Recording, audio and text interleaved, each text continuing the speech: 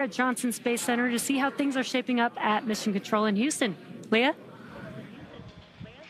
Thanks, Jesse and Anna. I would really love to hear one of those sonic booms in Florida, but today we are here at the Mission Control Center at Johnson Space Center in Houston, Texas. This is really NASA's hub of human spaceflight, and the team here is ready for launch. The International Space Station is ready for the crew to lift off as they begin their journey to the orbiting laboratory. Now, in the home stretch of the rendezvous, NASA and SpaceX flight controllers will enter into integrated operations. This means both flight control teams will conduct a series of go, no-go polls for Dragon Endurance's docking to the space station. Rotation missions like Crew 10 help NASA continue to maximize the important research and technology demonstrations made possible only in the International Space Station's unique microgravity environment. The space station is critical for NASA to prepare for future commercial low Earth orbit destinations and to understand and overcome the challenges of long-duration spaceflight necessary for a long-term presence on the moon and crewed missions deeper into the solar system. Yes, I am talking about Mars. Now, here's a closer look at the mission and what Crew 10 will have to look forward to during their stay aboard the International Space Station. The Crew 10 mission is going to be a rotational mission to the International Space Station. So we will launch aboard the SpaceX Dragon capsule and the Falcon 9 rocket. I'm just enjoying the way towards the launch. Of course, I'm looking forward for the day of launch. And we are going to stay there about a half a year. So the first goal of Crew 10 is to continue learning about the Dragon and the Falcon 9 rocket that we're going to be flying on to enable SpaceX to continue their development of rockets and even private astronaut missions in the future. The other mission is to get us safely to the International Space Station so that we can crew this incredible national orbiting laboratory that we have and continue the science experiments that we have ongoing there. One of the unique characteristics of the International Space Station is microgravity. We get to learn how humans and plants and other types of hardware react in the space environment and the microgravity environment. And it helps us to develop all kinds of new materials, medicines, and it helps us to push our knowledge forward. The discoveries that we make on board the International Space Station then inform what we do on Earth, and it allows us to further both humankind here on Earth and get to further places in the universe. So I've often been asked why we explore, and I think it's different for everybody. When people are born, they naturally want to explore their environment, first as babies, and then as kids, and finally as adults. That's how we expand our world, and that's how we find something new. Every time that we make a further step, we learn something and we learn how to adapt, and that is so important to humanity. This is probably the main things which drives us forward and helps us to survive as a species. There are so many unknowns in space, and as explorers and as humans, we want to find out what's in that unknown. For me, it's the fact that I get to be a small piece of figuring out what the unknown is and taking that next step to get to the moon and to Mars and the Artemis program. Our ultimate goal is to go to Mars, but it's not an easy journey, and when we face a new challenge, we must solve it step by step. I think that's one of the biggest benefits of the International Space Station. We're outside of the atmosphere, and now we don't have the protection of the atmosphere. What happens, and how do we better prepare our people, our hardware, our food, our water systems for that deep space exploration? It's really important on the space station that we learn those lessons now when we're in low Earth orbit. That way we know what we need to bring with us when we go onto the moon with the Artemis program. One of the things that we do on the International Space Station is work with our international partners all across the world. I think it's hard to overestimate the value of international cooperation in space exploration because we all know that it takes much time and effort. Space is hard, it's very challenging, it's sometimes unpredictable, and that's why I think cooperation is the key to success. The International Space Station wouldn't be international without all of our partners. And our goal is to be a beacon of hope for all of humankind so that people can look and say, this is what we can accomplish when we work together. I asked Anne what she's most looking forward to, as well as Nicole, and she says it's really satisfying for her to work on hardware with her hands, then get it into the Japanese airlock, and then go see it working outside in space, which I thought was pretty cool. Yeah, that is one of the perks for sure. All the different things that we're doing every day, whether or not you're just being an operator or a subject for an experiment, loading up the Japanese airlock. That was one thing that we did several times during my mission where we were deploying some small satellites via that airlock. So we did all the work of configuring them and putting them through, and then we watched them shoot out and be in orbit around Earth. So really That's cool. pretty cool. That's neat. And Nicole said that she's looking forward to anything that has to do with fluid dynamics because that's what she got her master's in. So looking forward to that. We got some social questions for you. You've been doing a great job for the past 4 hours answering them. Let's take a listen at this question, or rather I will read it and you can listen as we get your expertise while looking at a beautiful shot outside at Launch Complex 39A. The question from Oxidized 93 is, how do you brush your teeth in space? Well, the short answer is just like you do on Earth, but a few nuances. You know, water behaves so differently when it's not falling down, so the surface tension is much more important. It keeps those water droplets together, so you can just get a small water droplet on your toothbrush either before or after your toothpaste. Brush your teeth just like you do on Earth, and then no sink, unfortunately. So you got to figure out what to do with anything else that's in there. Some people might swallow it. I usually would spit mine out into a small wipe or a towel, and we have go through a few towels per week. I favor the latter, like you. We have another question. Let's pop it up real quick. Peter Stefronik asks, do astronauts get any music played in the capsule before launch? Hold music. Yeah, in the Soyuz we did for sure. While we had a long wait period, we had actually curated our own lists. We each contributed a few songs. So 4.100. SpaceX Dragon, go ahead. We are continuing to track the hydraulics issue and will provide an update as we get closer to LES arm. However, at this time, you are go for Section 5. When ready, report go for launch. SpaceX Dragon, copy 4.100, Section 5 in work. All right, you heard SpaceX update the crew there that they are still working on the hydraulic issue for the clamp arm, building their flight rationale. They'll have an update for them. We'll find out how they're going to proceed forward. But in the meantime, they're moving with the next milestone, getting ready to arm the launch escape system. Let's get out now to Megan Cruz, who is with a special guest at a nearby launch viewing location. Megan? Hey, Daryl and Jessica. Yeah, you might be able to hear the crowd, but I promise you there is a big crowd here just off the camera over here. And they're here on the 5th floor of a nearby building that really gives an incredible view of the launch pad just to the left of me. But yeah, let's introduce you to somebody that we have with us today. You know, there are people across Florida as well as Texas, California, all working the launch. And one of those folks is Mike Ravenscroft. He's with NASA's Commercial Crew Program. And he just stepped off console a few minutes ago to be able to chat with us. It's really great to have you here, Mike.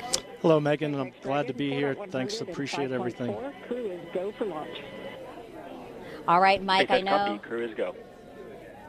Mike, it says crew is go for launch. You know, why don't you talk to us about the issue with the clamp arms that we've been tracking? I think we just heard the decision about that issue with the clamp arms. Yeah, so the team's been really hard at it. The SpaceX and NASA team's working hard on a ground hydraulics issue on the vehicle release system.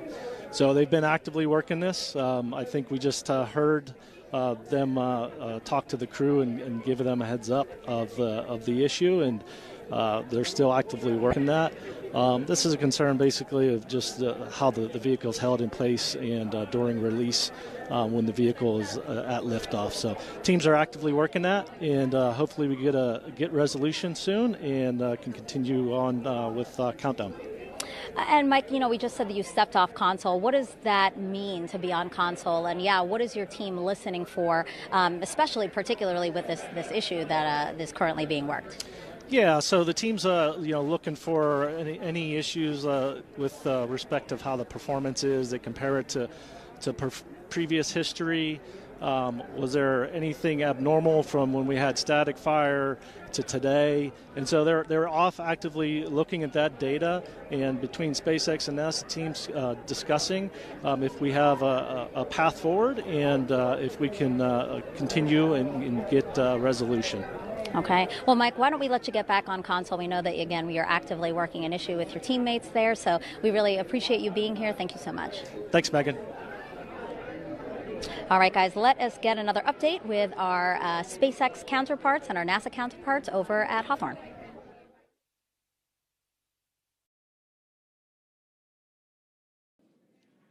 Falcon 9 is the first orbital-class rocket capable of reflight. Together, Falcon 9 and Falcon Heavy have completed more than 450 launches and over 380 reflights. And today, the booster will be attempting to land at Landing Zone 1, which is just down the coast from the Kennedy Space Center in Florida. This will be the second flight of the first stage booster supporting the Crew 10 mission.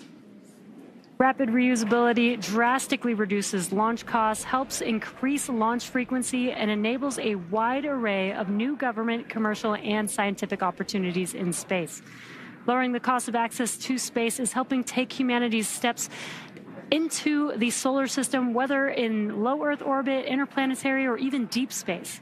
When costs are lower, government and commercial customers can launch more missions, which helps accelerate development. This also helps commercial satellite and private research customers afford to launch more projects to space, which helps stimulate innovation here on Earth. All of this to say, reusability is the key innovation that is making space more accessible for the industry as a whole. And just like the first stage of Falcon 9, Dragon is also reusable. The reusable Dragon spacecraft has flown people to the International Space Station 13 times. And as we mentioned earlier, today's crew will fly aboard the same Dragon that previously flew the Crew 3, Crew 5, and Crew 7 missions.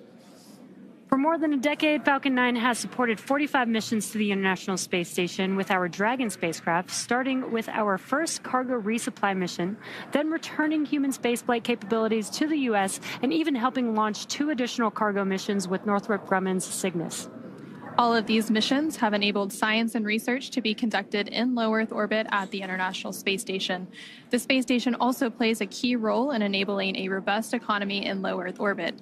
In addition to supporting private astronaut missions, the station is open for commercial and marketing activities proposed by industry and is supporting commercial companies conducting research as well as in-space manufacturing initiatives and aiding the development of technologies for commercial space stations. As part of these initiatives, SpaceX has supported the next generation of commercial space exploration with the launch of 3 private astronaut missions to the station in partnership with Axiom Space, with a 4th mission slated for this spring. But SpaceX's drive to unlock space does not end there. In 2021, SpaceX launched Inspiration 4 on a 3-day journey around Earth, and there you could see some of the footage from that mission on your screen. It was the first all-civilian mission to space, and missions like Inspiration 4, Polaris Dawn, and the upcoming From 2 allow commercial astronauts to conduct research and other activities in microgravity and demonstrate new technologies while orbiting Earth. As some of you may recall, last year, the Polaris Dawn crew reached the highest Earth orbit ever flown since the Apollo program, participated in the first ever extravehicular activity, or EVA, from Dragon wearing SpaceX-developed EVA suits, and conducted 36 research studies and experiments designed to advance both human health on Earth and during long-duration spaceflight. All of these missions are helping set the stage for future missions to the Moon, Mars, and beyond. And for nearly 25 years, NASA has supported a continuous presence in low Earth orbit aboard the International Space Station. And just yesterday, the space station surpassed over 150,000 total orbits of the Earth. Now, NASA plans to transition to a new model featuring commercial space stations to ensure a sustained access to low Earth orbit for microgravity research. Our commercial low Earth orbit development program is using a 2-phase approach to first support the design and development of commercial space stations, and second, enable the agency to purchase services as one of many customers. Definitely exciting times ahead in the world of commercial space. Absolutely, very exciting. Now, back to today's mission. We are coming up on T-minus 50 minutes here to launch, and our teams are carefully moving through the pre-flight process. Now, a lot of preparations have brought us to this point, including a dry dress rehearsal and static fire on Sunday. A dry dress rehearsal is a practice run before launch where all of the steps are conducted except for the loading of propellants, which is why we call it dry. The integrated spacecraft and rocket are rolled out to the pad and raised vertically, and the crew and all of the support teams go through their steps exactly how they would on launch day to make sure that they're ready when we do go for launch. However, during a static fire test, which we also did earlier this week, the crew is not present. Now, propellants are loaded and the engines on the boosters are fired for a few seconds while the rocket is held down to the launch mount. The data from the static fire test is then reviewed and incorporated into NASA and SpaceX's decision to proceed with launch. And all of that hard work now brings us to today. And next up in our countdown, SpaceX's launch director will check in with the team for readiness, both for propellant load and for launch. As mentioned earlier, the Dragon launch team, as well as key NASA launch members, are in the Launch and Landing Control Center at SpaceX's Hangar X in Florida. The launch director will also check in with the Dragon mission director, referred to as MD, and NASA launch manager to make sure they're ready to move forward.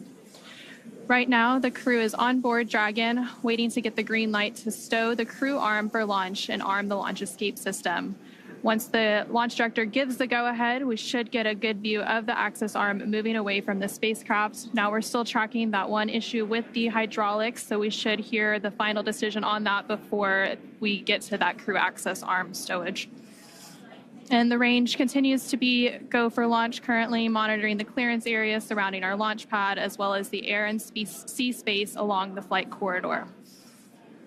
And the weather is also looking good so far. Weather is trending in the right direction, and we're currently at a less than 5% chance of violation at our target lift-on time, which is great.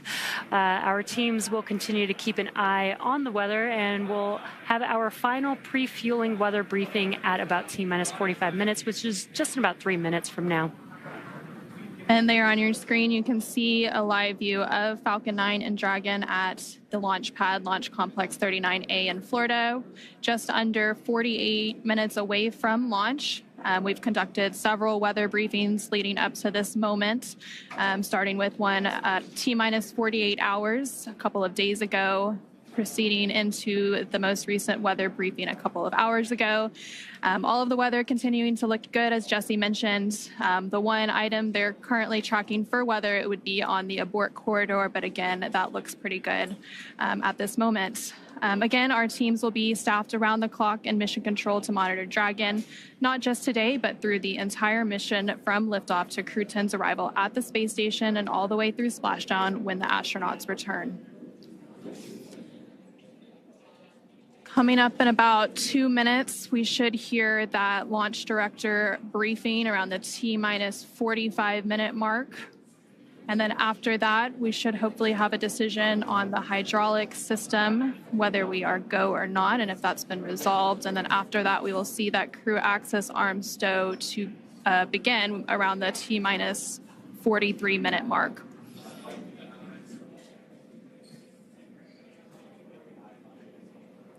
And as you mentioned, Anna, all the rest of the systems are looking really good for T0. We are just working this one issue as a ground side issue, but the vehicle is healthy, the crew is healthy. They're currently strapped into their seats inside of Dragon on top of Falcon 9 as we speak right now, patiently waiting for an update. Yep. And once Crew 10 does get to the International Space Station, they will, of course, have a brief handover period with Crew 9. And then after that handover, once weather looks good for a splashdown, Crew 9 will return home shortly, bringing the end to their mission. So it's a busy time as we complete these crew rotation transitions at the International Space Station. Now at just under T-minus 46 minutes, so we should be coming up on that launch director briefing here shortly. Continuing to see a live look at the launch pad 39A at Kennedy Space Center in Florida. You can see the clear skies all around. Dragon, LD on countdown 1.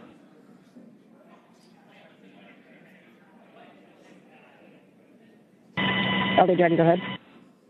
Hey, for awareness, team needs a couple more minutes here, wrapping up this hydraulics issue. We'll get back to you in about another 4 minutes or so on the answer. Done, copy, thanks. And a quick update there. Sounds like around the T-minus 41-minute mark, we'll get an update on that hydraulic issue that the teams have been working.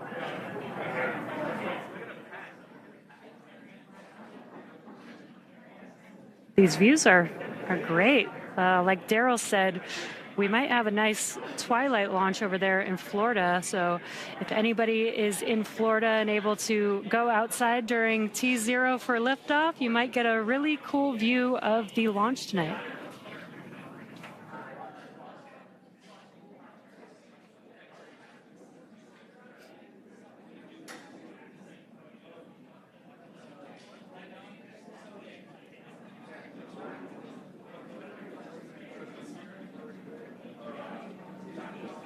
And again, that hydraulics issue that's been mentioned several times here now, the only issue being tracked, it's related to the hydraulics on a clamp arm. And those clamp arms are located on the transporter erector around the second stage of Falcon 9. Dragon, SpaceX, LD on countdown 1. At this time, we are standing down from today to further address hydraulic release data. And launch control is going to pause the clock.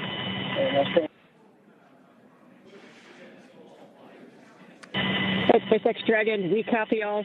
Space flight is tough. Humans are tougher. We'll be ready when the equipment is. Yeah, sorry about the unfortunate result today, but we'll get you back up here in the air soon.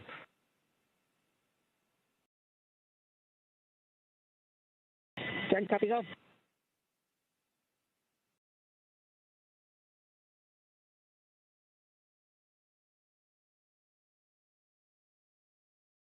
Dragon SpaceX, you are go to start 5.100 launch scrub. SpaceX Dragon, 5.100 launch scrub and work.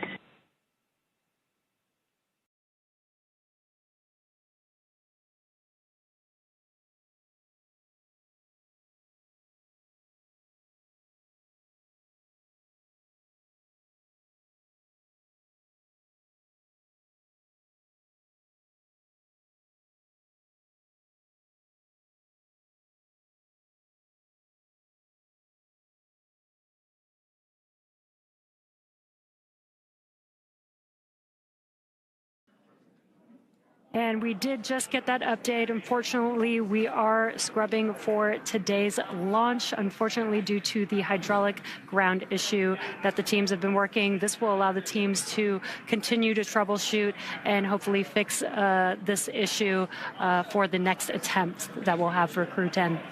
Yeah, and there's several other attempts this week. We'll see where we end up, but there's another opportunity about 24 hours from now that they could potentially take if that issue is addressed. So from here, the crew and the team will have to begin egress steps to get the crew out of Dragon and off the launch pad and back to their quarantine facility in Florida, where they'll just get a little bit more time with their families. Yeah, and the good part is we have not started loading propellants, so we don't need to offload any propellants. The vehicle is safe. SpaceX will be in section 3 of 5.100. We'll be there. I expect that you should be standing by in step 3.2. And SpaceX Dragon, copy. We are complete through 3.2, and we can give you 3.3 that we are ready for seat rotation. SpaceX copies. Crew report ready for seat rotation, and 3.3 we'll report when we step into those ops.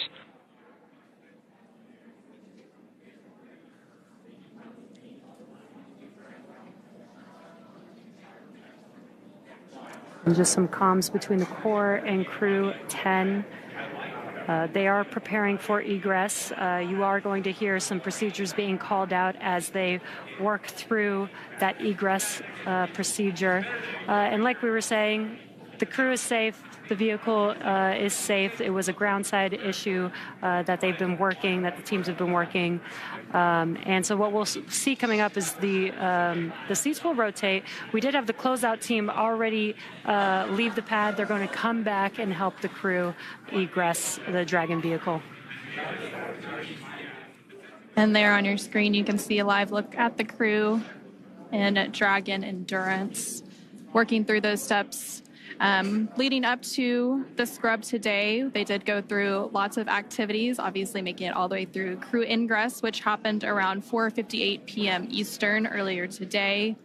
They then completed all of the suit leak checks, closed the... And for crew awareness, proceeding into scrub site safing, expect some venting from the vehicle ACS system. Dragon copies.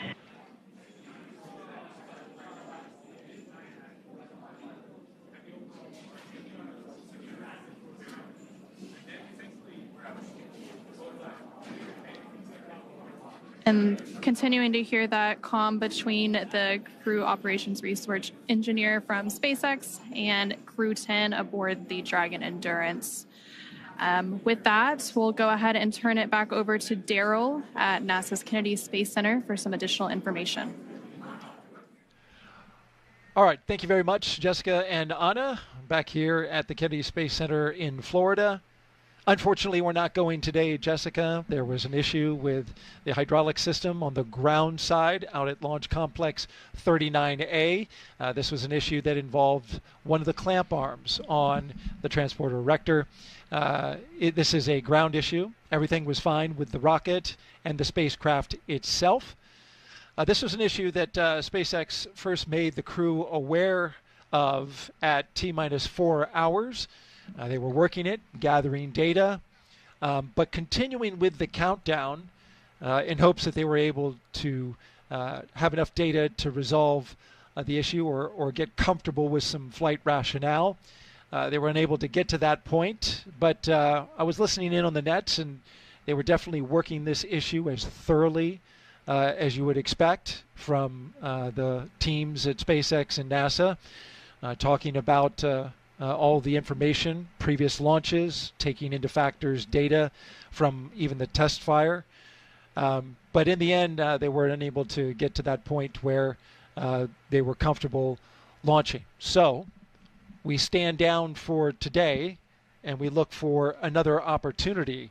Though at this point, we know that there are two opportunities coming up on Thursday and Friday, but it has yet to be seen whether or not the teams will take that opportunity. They first must resolve the issue or get enough data in order to understand it. And then at that point, they can proceed with an opportunity. But just to make the audience aware of the opportunities that remain, on Thursday, we have a launch opportunity at 7:26 p.m. Eastern Time. 7:26 p.m. Eastern Time, there is another launch opportunity for a 24-hour turnaround. And then on Friday, as you know, Jessica, we move generally about 20 or so minutes back each day in order to rendezvous with the International Space Station. We have a launch opportunity on Friday as well at 7:03 p.m. Eastern Time. As you can see on your screen, the crew 10, is getting ready to egress the spacecraft Endurance. This is where they will go ahead and get out of the spacecraft. They're in fact talking about that now as they are motioning which crew members will be going through. From here, as you heard mentioned by the commentators in Hawthorne, they will make their way down the launch tower into their vehicles, which are waiting them, along with the closeout crew, which will help them go back to astronaut crew quarters. For astronauts, though, Jessica, this is certainly something that is really part of the business.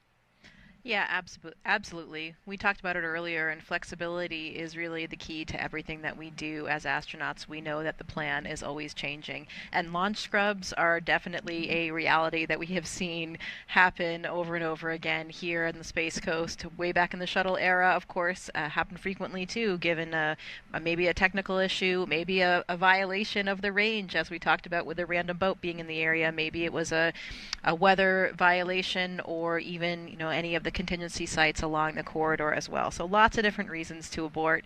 It does, we're ready for this. This is what we trained for. We know that at the end of the day, you may be lifting off, you may not be. Definitely a bummer for everyone involved, but we will just, again, do as we're trained and get ready for that next opportunity. It reminds me a little bit of an interview that Anne gave fairly recently about the mission, and she was talking about the extensive experience that her crew has in regard to aviation. We talked about that several times in this broadcast. They have 4 professional pilots, 2 military pilots, 2 commercial pilots. And one of the things that Anne often talks about is how important it is as an operator, as a test pilot, to be humble, because your equipment will always fail in ways that you don't predict. predict. And I think that's something that we saw here today. You know, there were other issues, technical issues that were being worked and tracked before this mission, as there are all before every mission. We're always wondering what's going to happen with the weather here, which can be pretty interesting and unpredictable here on the Florida coast. But this was something I don't think that anyone was tracking at all. And Ann and I even spoke last night. It just seems like everything's going too smoothly. I think we mentioned that this morning as well. And maybe we shouldn't have said that out loud, because sure enough, there's always something that you don't expect. So I'm sure Ann's reminding her crew right now, hey, be humble. We know that today we weren't ready to launch. And the answer is that we will launch when we know we're ready and safe. And that's, of course, the only solution when you're launching humans into space. And a hint that the crew is taking it well, as you said, that we just saw moments ago. Kirill Preskov appeared to use his tablet to take a selfie with the crew. So you feel like they're doing okay and certainly understand what is happening right now. They were aware throughout the countdown that this could be a possibility, but they get yet another practice run in at getting out to the launch pad and getting into their seats and preparing to go. That's right. Another.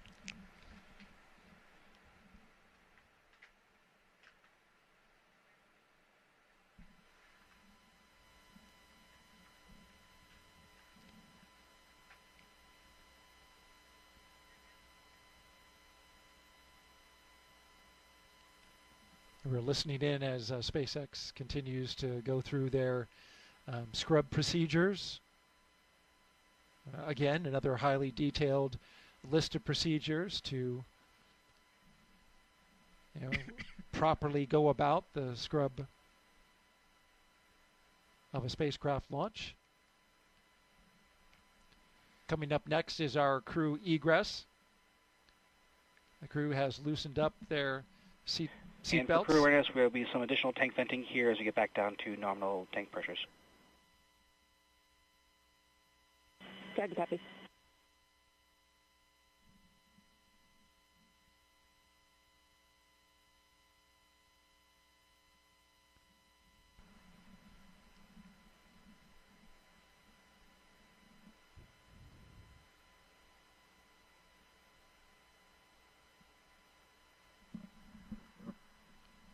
From your time in the astronaut corps, what are some stories that you've heard from astronauts that have, spent time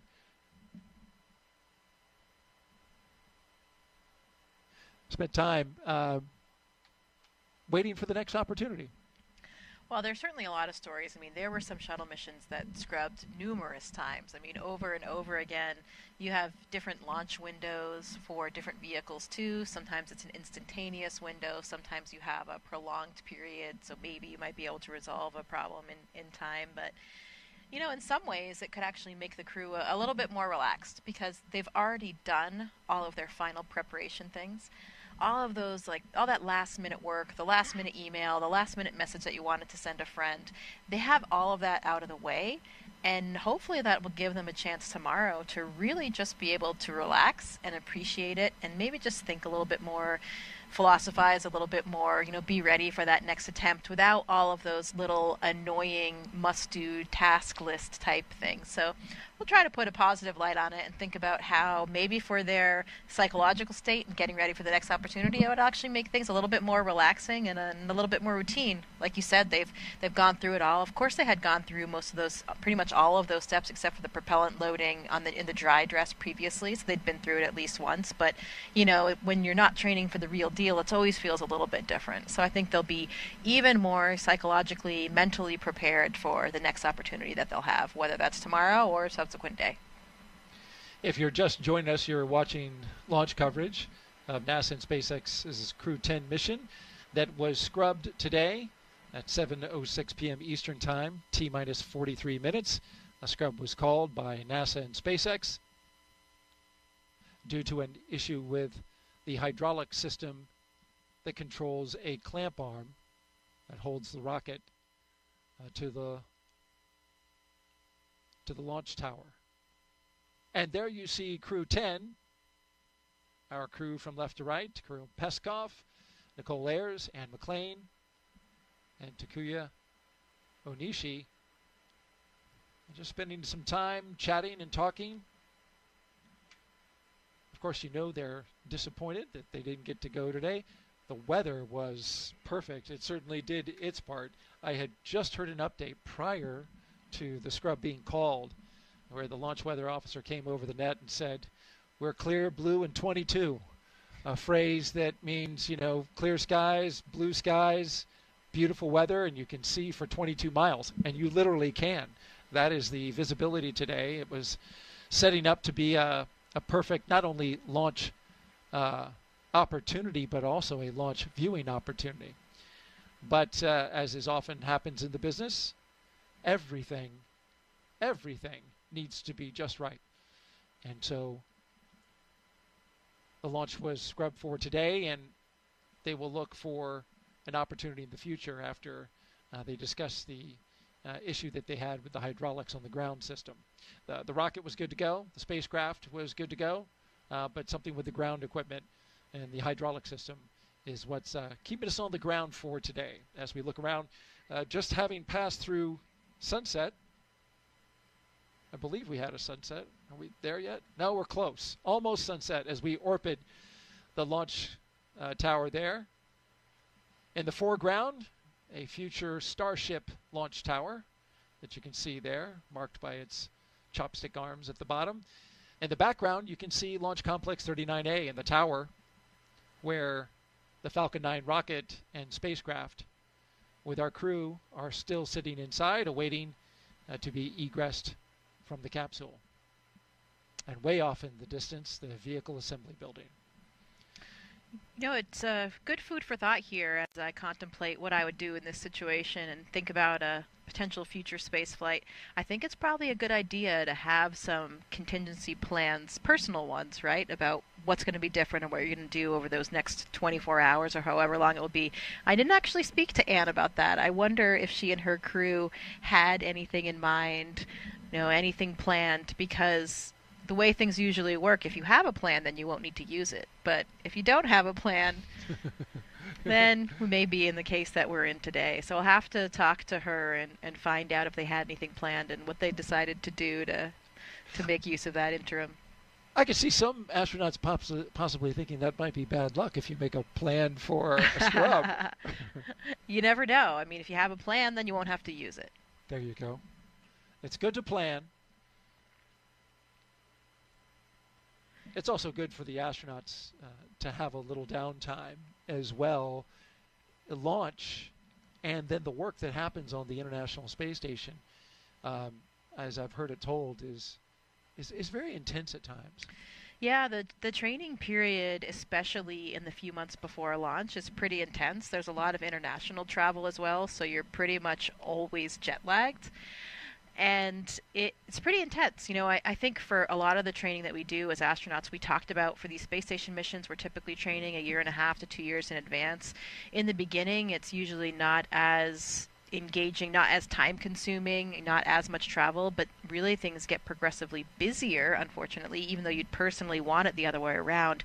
If you think about it, everybody wants to have their training and their exposure as close to the flight as possible. So those final months do get quite busy. For Anne's crew, there was sort of an interesting lead up. They had their very, very busy time period since, of course, originally they were supposed to launch in February, and they were really pretty exhausted. They had a lot of travel, a lot of things going on, but then suddenly they had this delay and they were waiting, and then they had this kind of built-in rest period, kind of similar that we're talking about with a scrub, where I think it actually was good for their crew because they had enough downtime to really recover. I mean, we always, as astronauts, want to be launching a well-rested crew, a well-mentally prepared crew to get to the very busy lifestyle that we have on board the space station, and just all the psychology that's involved with leaving your family and friends back home, too. So I think it was nice Anne's crew had that.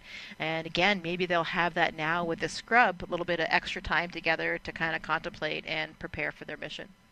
That delay that you mentioned from February to March, of course, brought about by the decision to switch capsules from a brand new SpaceX capsule to the Dragon Endurance, reliable one with 3 previous Crew missions under its belt, Crew 3, Crew 5, and Crew 7.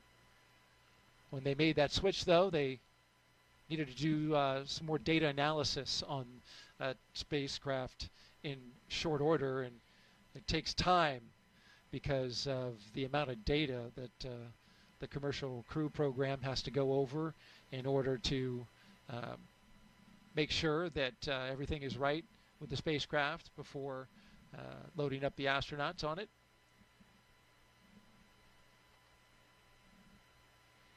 Oh, it's a nice view of the moon you can see behind the launch towers there as well. See it. We're pretty close to a full moon.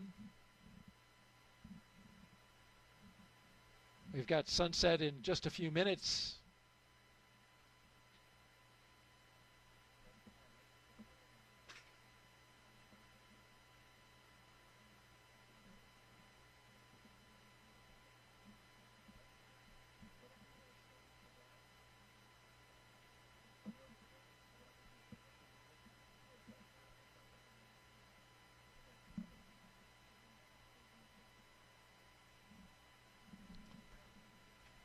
Dragon SpaceX, just an update. The closeout team is waiting. They have arrived at the pad, but is waiting for a go to enter the pad to come get you out of the vehicle. But I'll give you updates as they're proceeding to the base of the tower. SpaceX, Dragon, copy. Thank you. You heard that update there from SpaceX to the crew inside the Endurance spacecraft. For crew, there's going to be some loud venting from the base of the rocket.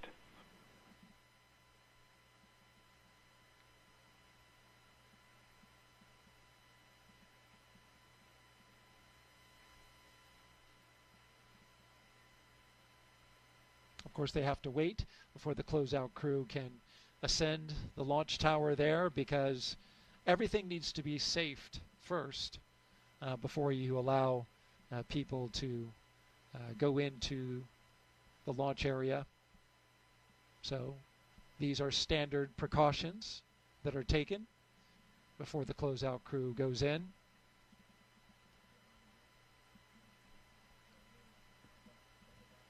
Props to our Kennedy Space Center flight operations team, though, for these beautiful images that they have been bringing us throughout today. Going around the launch complex, we're able to see for 20 miles off in the distance, and we've had some pretty spectacular views. All right, we're going to send it out now to Hawthorne, California, and our commentators there, and with an update on the scrub.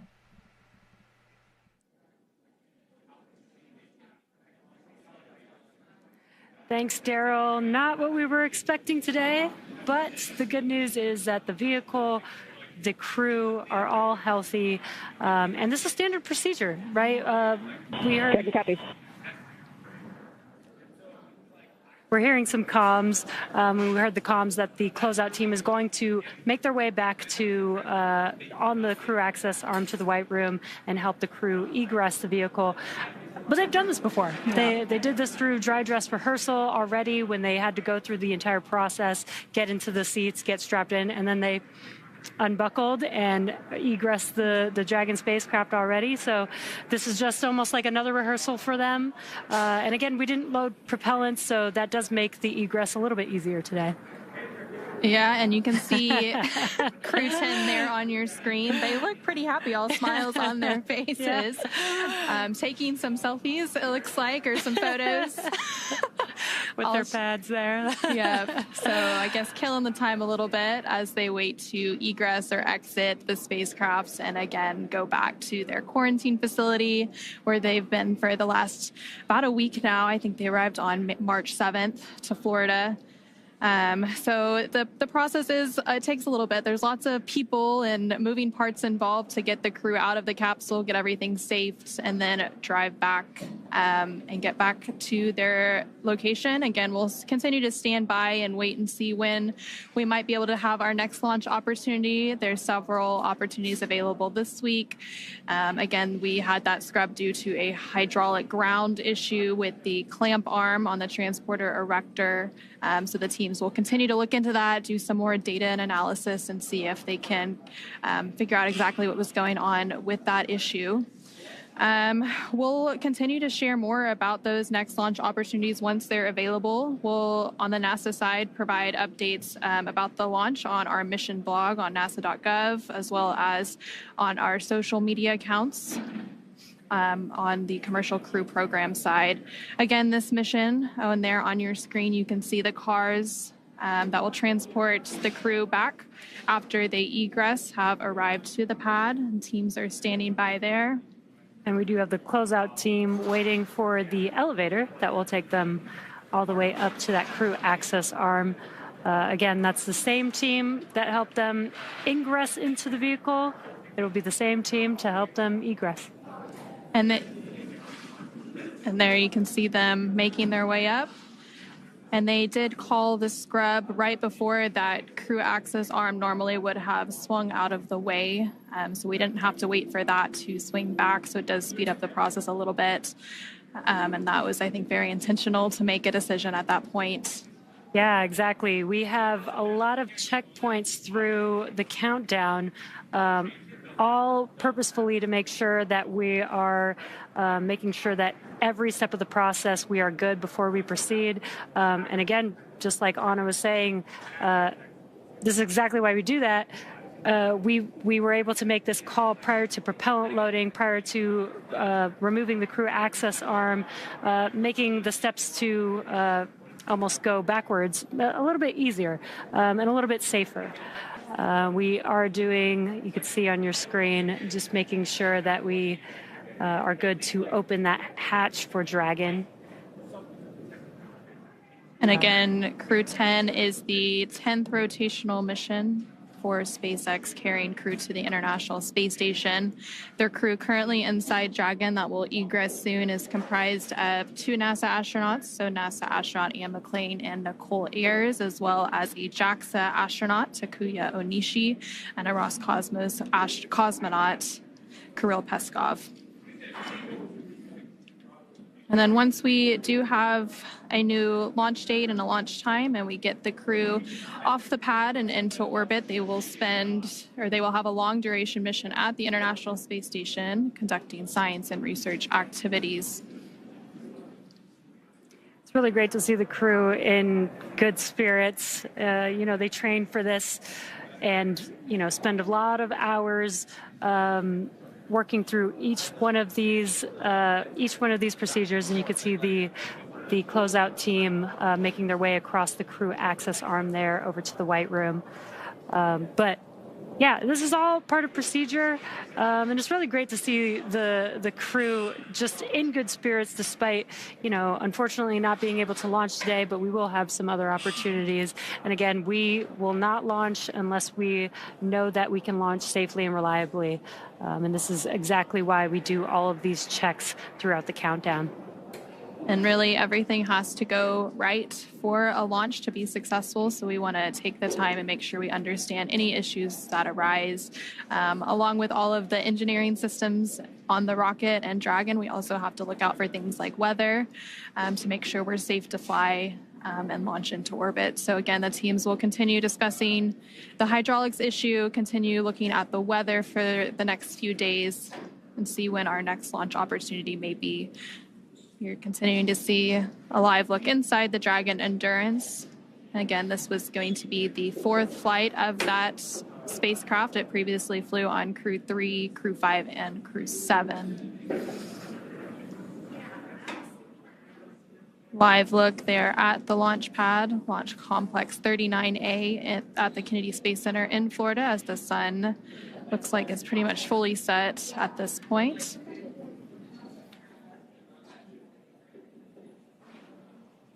And there are teams continuing to go down the crew access arm, safing the hatch and getting ready to open it so that they can begin the egress or exit operations for the crew and get them out one by one.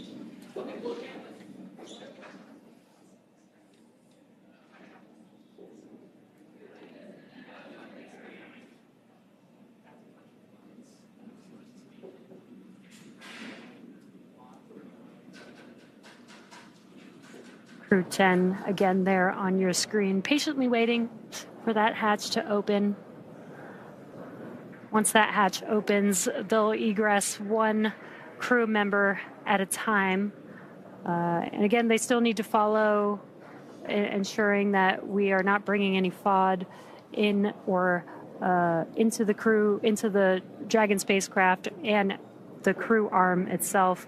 And so you saw the closeouts team in those closeout suits there. Dragon SpaceX, the closeout team is in the White Room. They're doing final preparations for hatch opening, expected in just a few minutes from now.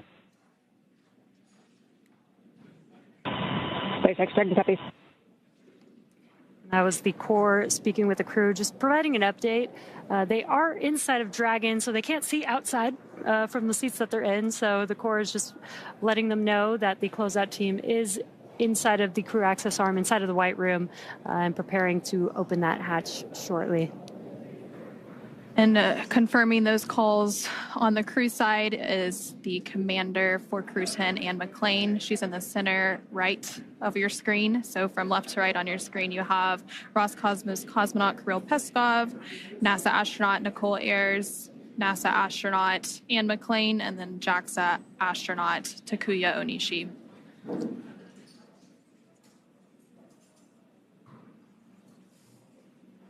And that scrub was called about 45 minutes ago now, continuing to work through those procedures to get the crew egressed from the spacecraft.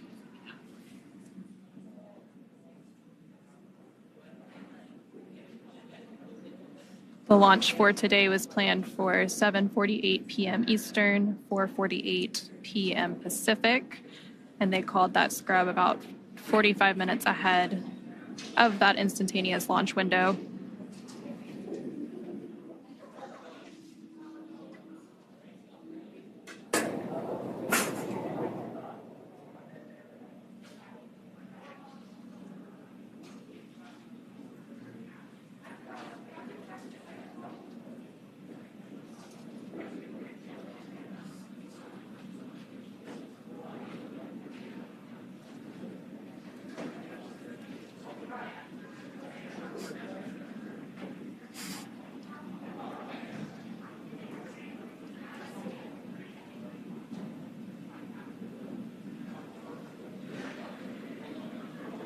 Again, if you're just now joining us, we did have a scrub for the Crew 10 launch today.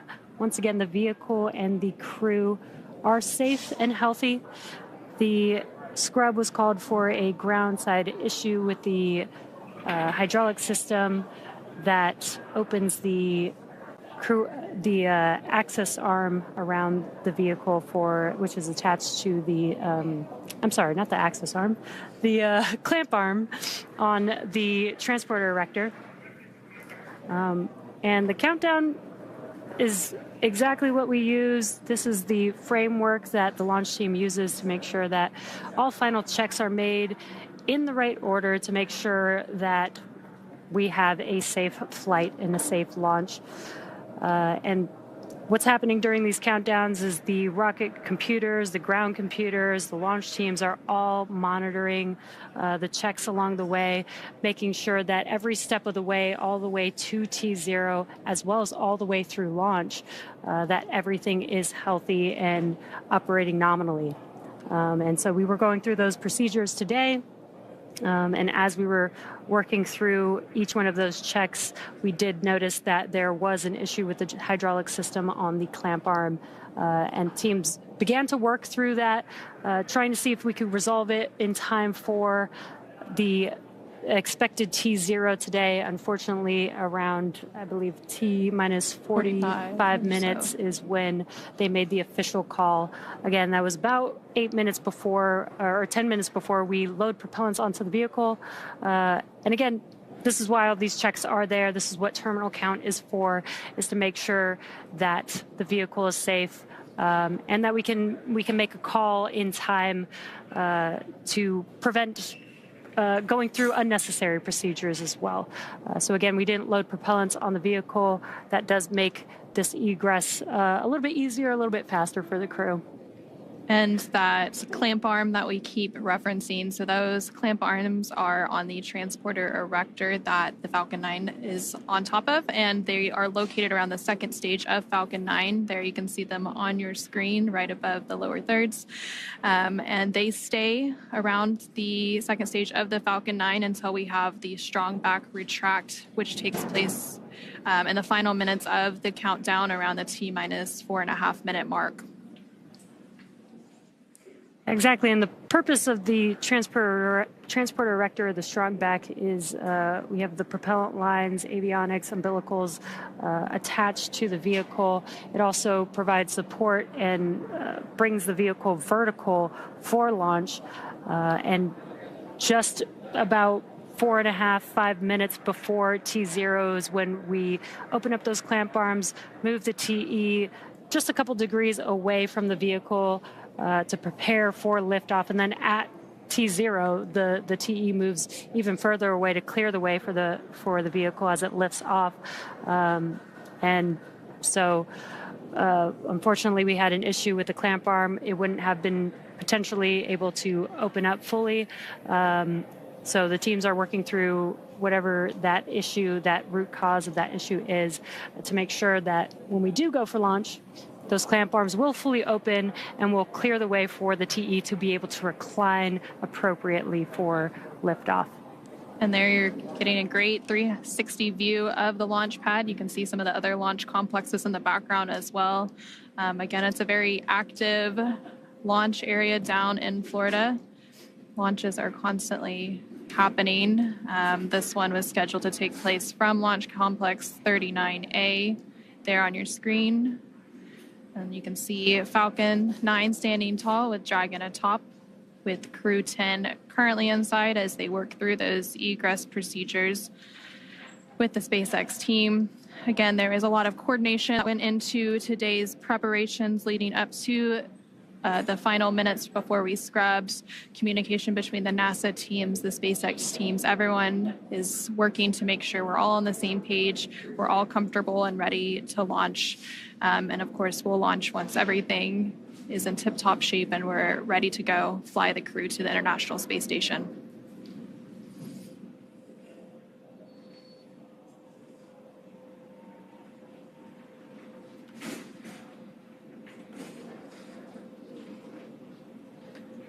And again, the crew has gone through these procedures many, many times. There's a lot of rehearsals. There's a lot of review of all the vehicle systems prior to flight, testing, simulations that the crew works through in preparation for a launch to the International Space Station. So all of these, the crew did go through several of these before. We did a dry dress rehearsal. This is almost just like a second dry dress rehearsal for them. And when the vehicle is ready, I'm sure the crew will be ready to go and excited to go to the International Space Station. Practice makes perfect, so the more practice, the better, really. Exactly.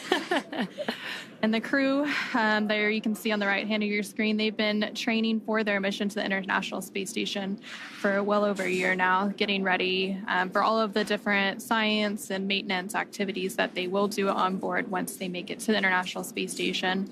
Once on board the International Space Station, they will complete a brief handover period with the Crew 9 crew that is currently orbiting on the International Space Station. Once that handover period is complete and the weather looks good, Crew 9 will return home, splashing down off the coast of Florida, bringing it into their mission.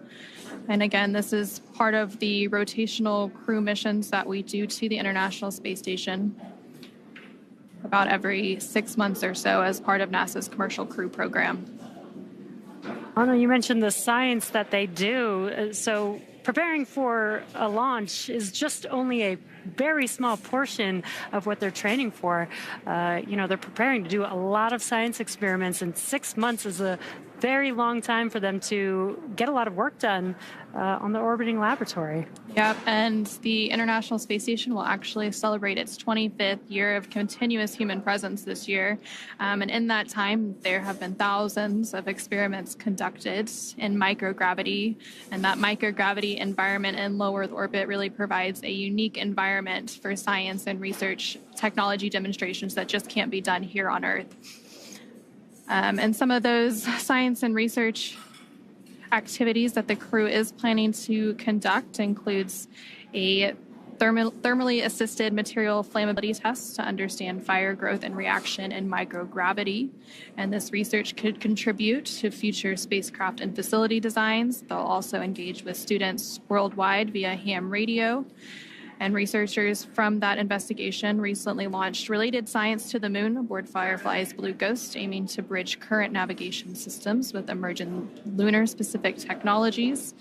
And then the astronauts there on your screen themselves also serve as test subjects. So we have NASA's Human Research Program that does a multitude of different human studies on the crew themselves. And one of those studies that began a couple of years ago is known as CIPHER. So one of the crew members is part of that human research study to provide valuable insights for future deep space missions. But again, that's just a sampling of the more than 200 different investigations that they will participate in and help researchers on Earth conduct while they complete their mission at the International Space Station in low Earth orbit. Again, the launch of Crew 10, which you can see that crew on the right-hand side of your screen, comprised of NASA astronauts Anne McClain, Nicole Ayers, JAXA astronaut Takuya Onishi, and Roscosmos cosmonaut Kirill Peskov. That launch for today that was originally planned for 7:48 p.m. Eastern, 4:48 p.m. Pacific was scrubbed with about 45 minutes left in the countdown, right before the crew access arm was planned to retract. It was scrubbed due to a hydraulics ground issue related to the clamp arm, which is holding, there are two clamp arms holding the Falcon 9 rocket in place on the launch pad aboard the transporter erector. Those clamp arms are located around the second stage of the Falcon 9, which you can see there now on your screen. After that launch scrub was called, the teams immediately began working through processes to egress the crew from the spacecraft, but the pad team had already left the pad, so they had to drive back out. They have since arrived to the launch pad, and they are up in that crew access arm that you can see on your screen that is connected to the Dragon spacecraft at the top of the Falcon 9 rocket. And so they are working to safe the hatch around the Dragon Endurance spacecraft. Once all that safing is complete, they will open the hatch and begin to get the crew out one by one before they take them back to the crew quarters at NASA's Kennedy Space Center in Florida.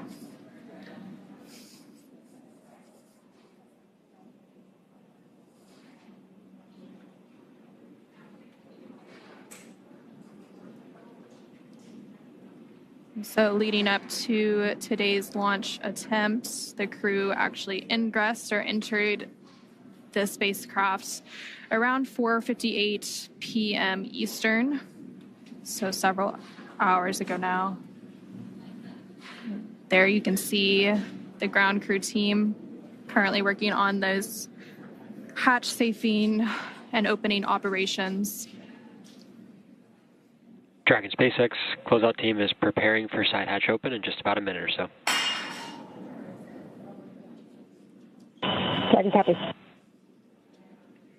again, some comms from the core here in Mission Control at SpaceX in Hawthorne, California, communicating with the crew, just letting them know that the closeout team is there outside, just right outside of the hatch, working on opening that hatch for them. Again, they're still inside of the Dragon spacecraft, and there you can see them in their seats. So they can't see what's going on outside of the vehicle, which is why the core is there to help communicate. They might be hearing some noises from the closeout team working on opening that hatch. This allows them to just know and understand what to expect, that those noises that they're hearing is expected, and that they can anticipate that hatch opening here shortly.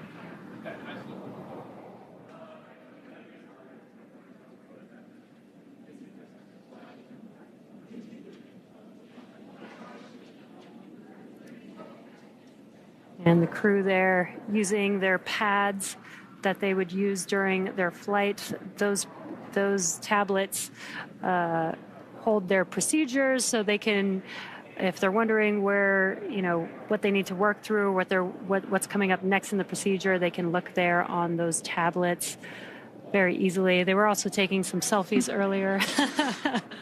Maybe some good memories of what's leading up to their future launch to the International Space Station. You got to make the most of it, that's for sure. Absolutely.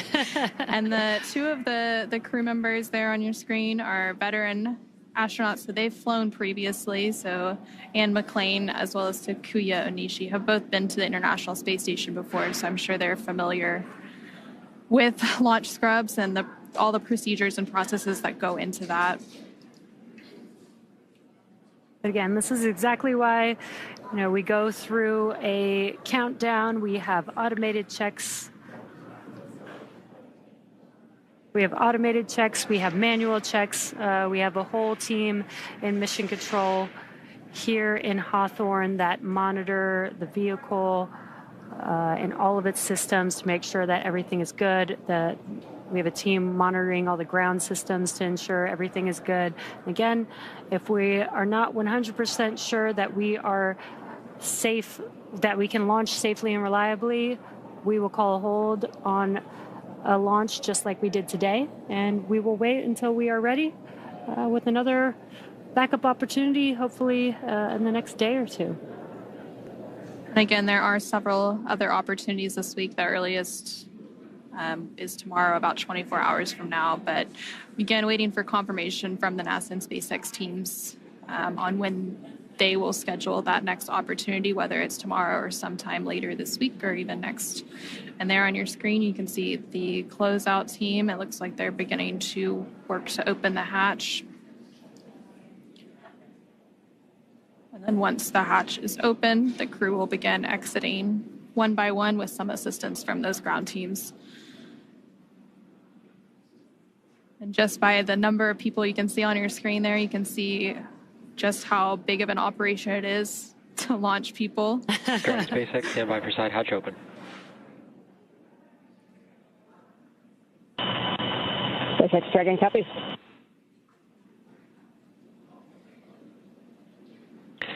And Dragon SpaceX, hatch is open, so we'll be handing you off to the closeout team for egress. Sorry we couldn't get you off today, but we'll speak to you soon and look forward to trying it again. SpaceX Dragon, we copy. We see the closeout crew. Great working with you today. Kudos to the whole team. I know it was a lot of work to try to get it to go, but like I said earlier, we'll be ready when the equipment is.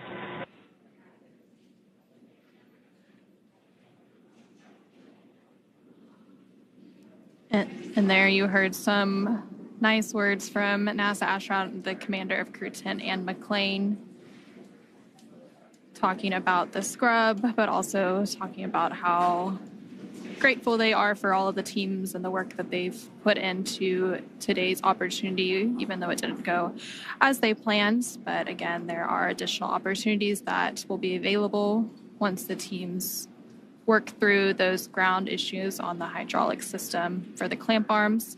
And again, we also heard and saw on our screen a moment ago that the hatch for the Dragon spacecraft Endurance has now been opened. So those closeout team members will begin removing the crew members from their seat one by one.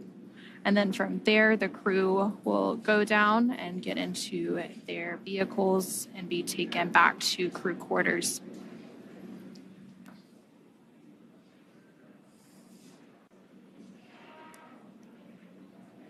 When that hatch opened, they waved to the closeout team. This is a team that they've been working with for many, many months, so they're very familiar with each other. And as Anna, you were mentioning, there's a lot of teams involved with a launch like this. Several teams helping to make a crew launch like this happen. The closeout team working with the crew side by side, obviously the crew itself, the operations team that helps train the crew for launch. Then there's a lot of training with NASA for the science. So there's several teams that are involved with a mission like today's, and it's okay that we're not going today. We will go when every single one of those teams is ready to go. Yeah, but we also have the SpaceX Mission Control here in Hawthorne, as well as NASA's Mission Control team for the International Space Station in Houston, Texas, as well as the launch control teams in Florida. So really a huge undertaking to launch humans to space successfully. And we've been launching people now to the International Space Station for almost 25 years, with that 25th anniversary of continuous human presence coming up later this year. Yeah, and NASA astronauts have been flying with SpaceX for the past 5 years, since Demo 2 in May of 2020. And this will be the 10th rotational crew mission, making the 11th with NASA and SpaceX. Yep. And those crew rotations, they're also intricately timed. So the crews typically spend around 6 months aboard the International Space Station once they get up there. So the current crew rotation that's up there is Crew 9, which was the 9th rotational crew mission for SpaceX flying NASA astronauts to the International Space Station. And once Crew 10 launches and gets to dock to the International Space Station, they'll complete that handover period with Crew 9 before Crew 9 makes their way back to Earth. And then there on your screen, you can see the Crew 10 crew members working to get their hands free out of their launch and entry suits. Yeah, these suits are intravehicular suits. They are designed for being inside of the spacecraft only. They help keep the astronauts cool. It's almost like they have a mini self AC system, but it also helps protect the crew in case of a cabin depressurization during a launch. So they're not going to egress those, or egress. I mean, the suits are kind of like a miniature spacecraft, but they won't be getting out of their suits now, but they are just getting their hands free so that they can help safely climb out of their seats and out of the spacecraft. And typically, once we launch and the crew is safely inserted into orbit, the crew will often get out of those suits for the phasing ride as they catch up to the International Space Station to get a little bit more comfortable, since that can be sometimes a lengthy ride. If we had launched today, it was actually on the shorter end for phasing. It would have been about 10 hours to get to the International Space Station.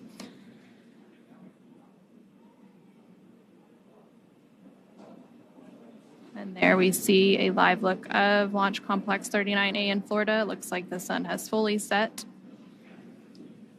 And we now have one of the crew members of Crew 10 out of the Dragon Endurance spacecraft, another following right behind. And it looks like those are the two mission specialists for Crew 10, so JAXA astronaut Takuya Onishi and Roscosmos cosmonaut Kirill Peskov. They are now safely out of the Dragon spacecraft, followed there by NASA astronaut Nicole Ayers. And then last but not least, making her way out of the Dragon spacecraft is NASA astronaut Anne McClain.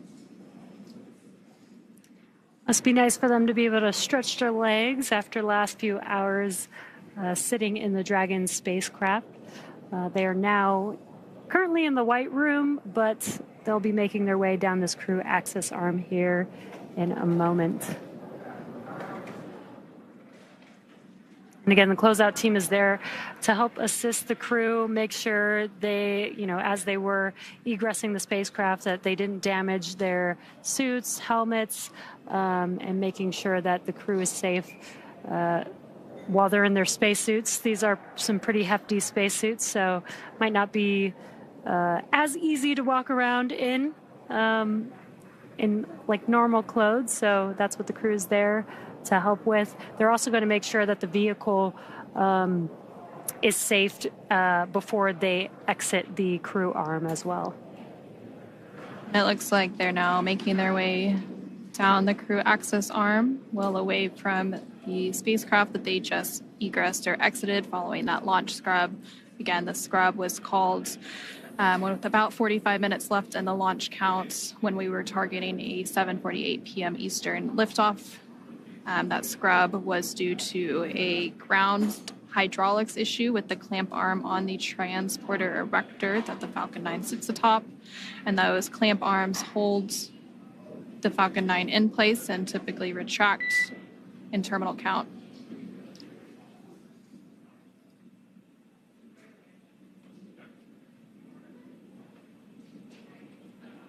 And the crew will now begin to make their way down to the base of the launch pad, where they will then get into the vehicles that brought them here several hours ago and return to crew quarters.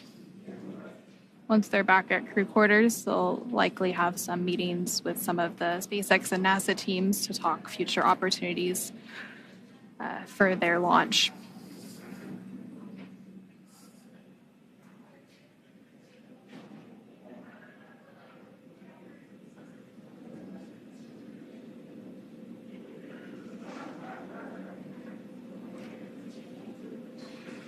Crew 10 members making their way downstairs. This is where they will get access to the elevator that will take them down the tower to the base of the tower to their Teslas that will take them back to their crew quarters.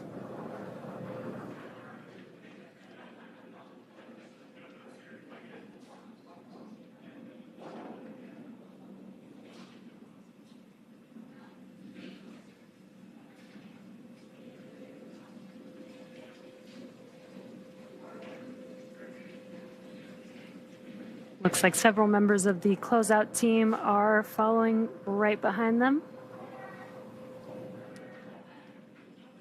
They're getting into the elevator that'll take them down to their vehicles, and then they will drive off back to crew quarters at NASA's Kennedy Space Center in Florida. And there you're seeing a live look of those vehicles standing by for them. Again, they've been standing by since the closeout team arrived about 45 minutes ago. After the launch scrub was called, there were a few minutes that we had to wait for the closeout team to make their way back, since they had already left the launch pad prior to that scrub being called. Once the closeout team made their way back, they then went up to the crew access arm and began safing the hatch to then egress the crew 10 crew members comprised of NASA astronauts Anne McClain, Nicole Ayers, JAXA astronaut Takuya Onishi, and Roscosmos cosmonaut Kirill Peskov. And there you see them all on your screen as they are making their way down. They've made their way down and are going to enter into their vehicles and leave the launch pad and go back to crew quarters shortly.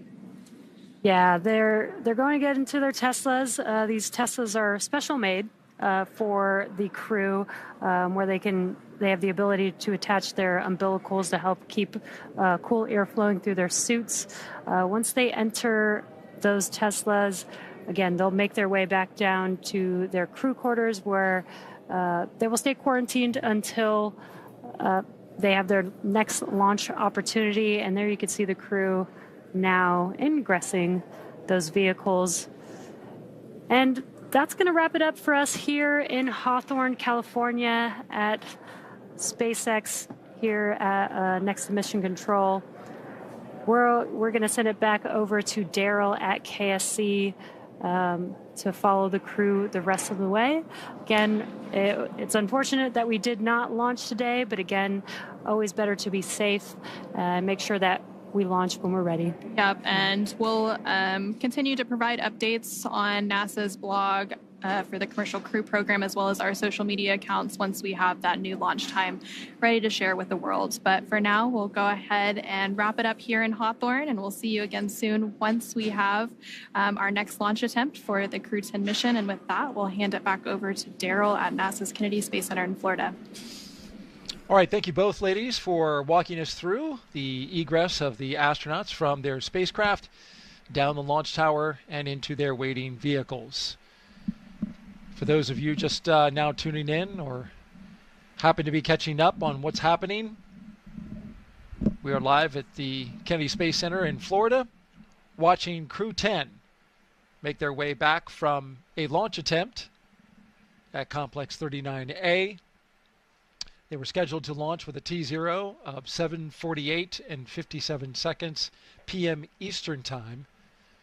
However, the launch was scrubbed less than an hour before that due to an apparent hydraulic problem with the Launch Pad 39A Falcon 9 hold-down clamp arm system, the system that holds the rocket to the strong back.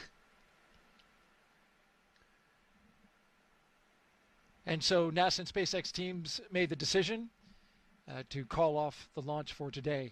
There you see the crew, along with the closeout crew, our crew of 3 astronauts and 1 cosmonaut, leaving their rocket for another day.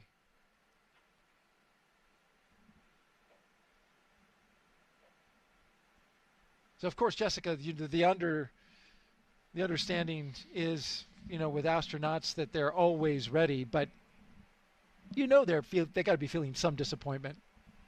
Yeah, certainly. I mean, it's a bit of a letdown when you think you're going to space and you don't. I didn't have that scrub experience myself, but obviously it is quite common for a lot of astronauts in the office. And I think really they're just mostly used to it from their previous careers.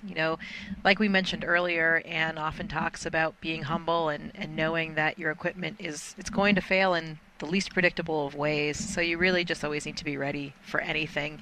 And that's what happened here today, despite a pretty flawless lead up. It was something that we didn't expect. But we will launch when we're ready and when we're safe, and of course that's always the most important thing when we're talking about human spaceflight. So maybe they'll have a little bit more time to relax and get ready for the next opportunity.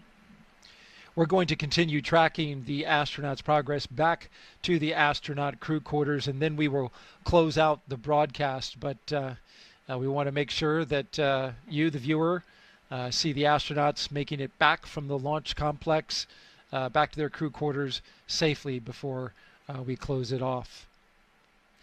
And then it's a little bit like going home. Anne was talking earlier about appreciating the home-cooked food, and we have an incredible staff there at the quarantine facility. So, hey, another day of that, probably some other family visits, and they'll find a way to make good use of that time now that they have all the annoying taskless stuff out of the way that they thought they had to complete before yesterday.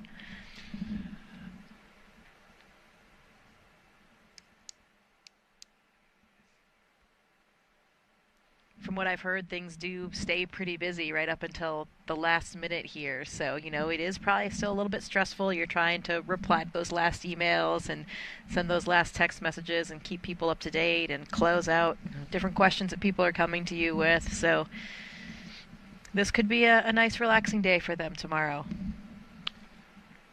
Well, it's certainly beautiful outside, as you can see here, as we are in the late twilight of today, Wednesday, March 12th. It was a beautiful day all day long today. Pleasant temperatures outside. Boats were going by the launch pad. It was a quintessential Florida launch.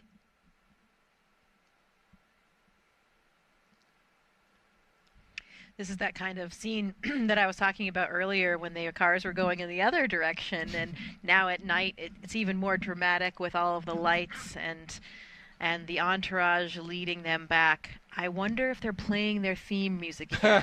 Maybe not. Maybe this time they're kind of sitting in silence. And will they play the same songs on the next opportunity? That's another answer I'll have to find out. Yeah.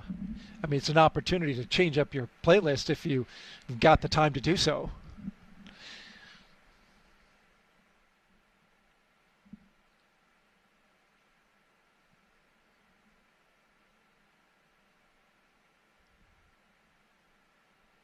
Historically speaking,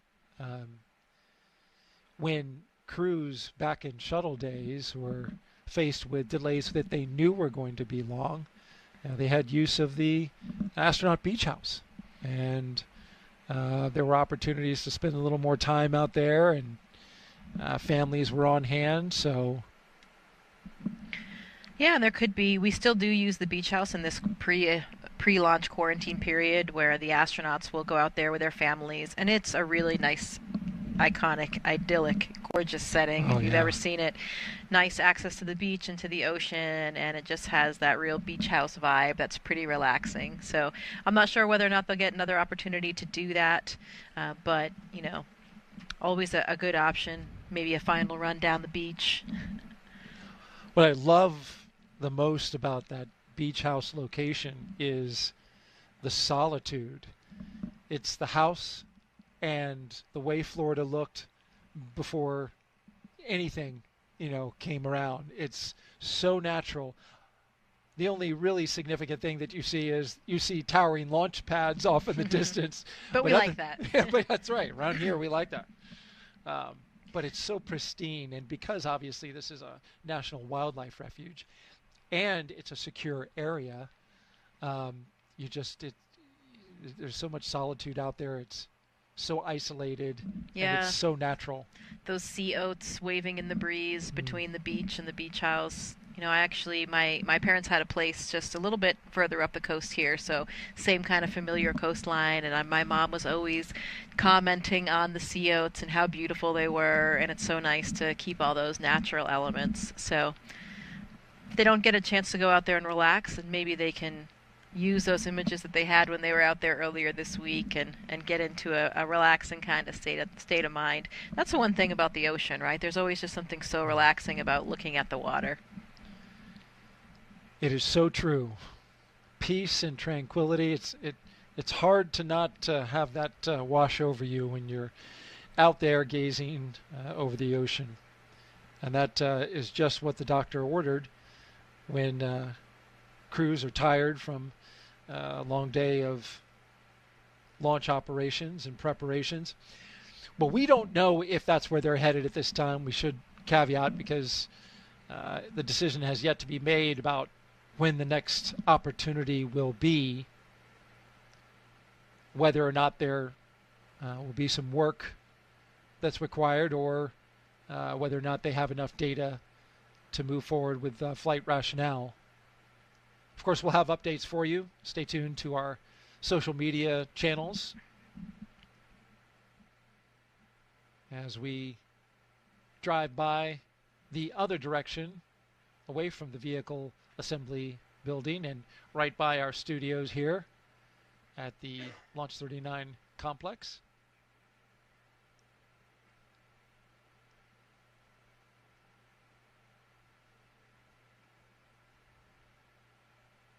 If you were commander of this crew, what would you do? What would I do with the free time?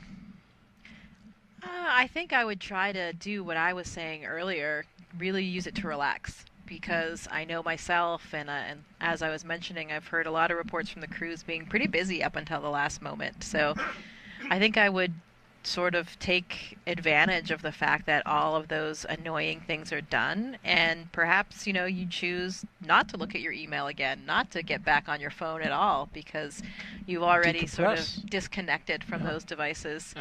I know for me, when my happy place is in nature, going camping and hiking, and when I am on a long trip without any technology, without my cell phone, I find it to be incredibly invigorating, and can get a lot of recuperation out and something liberating. like that. Yeah, absolutely. Yeah. So I would probably not be in any rush to turn my phone back on. And that's the other thing, things are pretty planned. Like you said, we don't know for sure when the next attempt will be, but there certainly will be a plan, and they have to remain, of course, in their quarantine. So I would probably just try to relax, maybe avoid technology, and see how it all plays out. Could be some great crew bonding opportunities, I think, for them.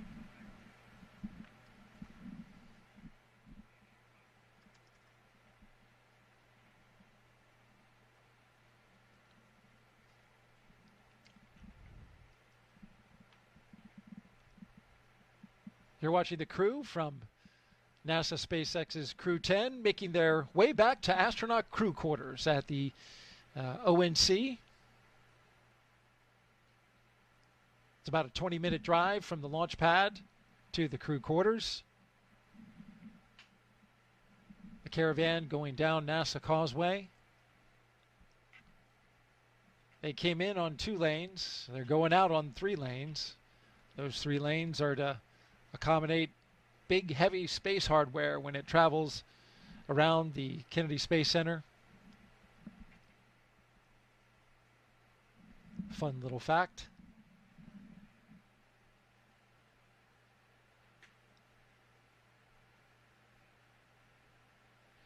Certainly a great time of year to be launching, though. This weather has been phenomenal, and it's so pleasant to just be outside, which is not always the case here in Florida. Yeah, you were asking me, prior to coming out here, like, how's the weather? I'm like, oh, man. It's so good from our previous launch coverage that you and I did, Crew 7. First of all, it was overnight. Yep. Second of all, we were outside. I believe bugs were a factor. Yes. Collecting quite a few of them on the on the launch desk. But, outside now, it's just, this is why people vacation this time of year. It's the high season for Florida. This is the place to be because we have just about 6 to 7 months of summer every year. So I cherish these days in February and March. Yeah, we know how that feels in Houston too. Oh yes, you do. We've been pretty fortunate with the weather there lately as well.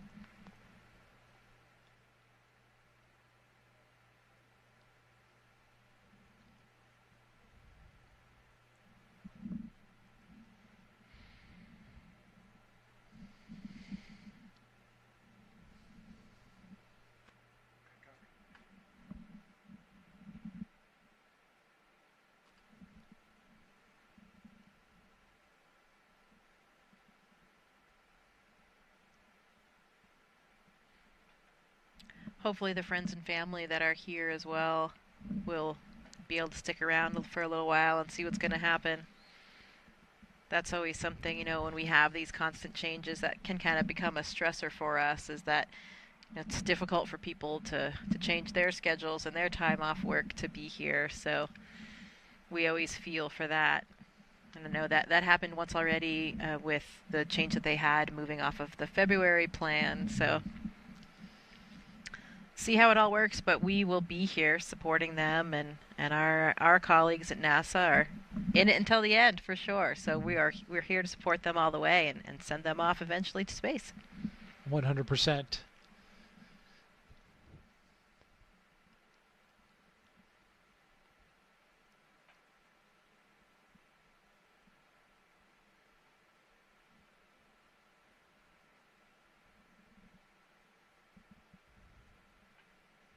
Feel like we're in the car right there with them with this view, don't we? And we are. I wonder if they're putting in their order to the fine cooks and chefs at crew quarters for dinner tonight, because it's been a while since they ate. Yeah, absolutely. And probably that will be definitely a bright spot on the horizon, because their meals in Dragon, there's no way to heat up the food. So it has to be something, you do get some choice in what you can bring along. You can use you can bring along some of the elements of our standard food menu that we have on ISS and some other kind of off-the-shelf varieties as well. But there's no way to heat it, so you have to have something that tastes good at the ambient temperature. So at least they will have a hot meal tonight, which they wouldn't have had otherwise on Dragon. Absolutely. A little bit less fun when your food's not floating, though, I have to say. There is that fun factor. Absolutely. It's room temperature, but capturing it out of midair. Yeah, it's okay to play with your food in space. Don't tell your kids. Right. That's not something that you and I, as parents of toddlers, are currently doing. Yeah, exactly. It would be a different ballgame with a toddler if all of the food was floating. So imagine that. Imagine that. Wouldn't that be like such an impetus to get them to eat? Toddlers in space would be cute, but very messy. Oh, no doubt about that.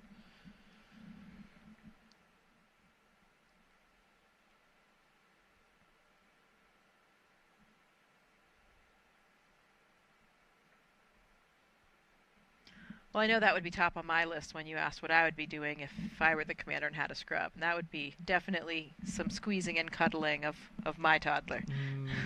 No doubt.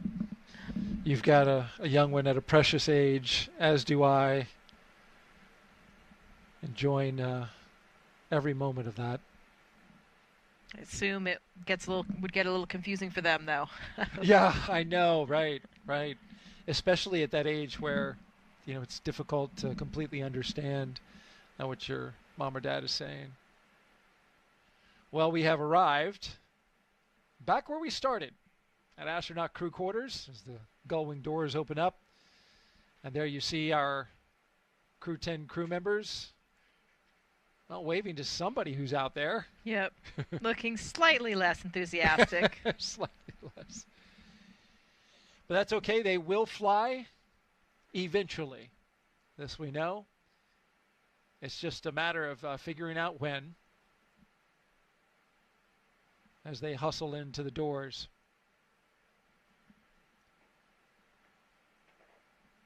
Well, folks, that's going to do it for us today. We really appreciate you joining us for this launch attempt of NASA and SpaceX's Crew 10 launch to the International Space Station. Thank you so much, Jessica, for being here with us on this first attempt. You'll be with us on the next one. We greatly appreciate that as well. Yeah, thank you. It is a pleasure, really an honor to be here supporting my colleagues on their journey to space, and this is all just part of the journey. Everyone's is different. Absolutely.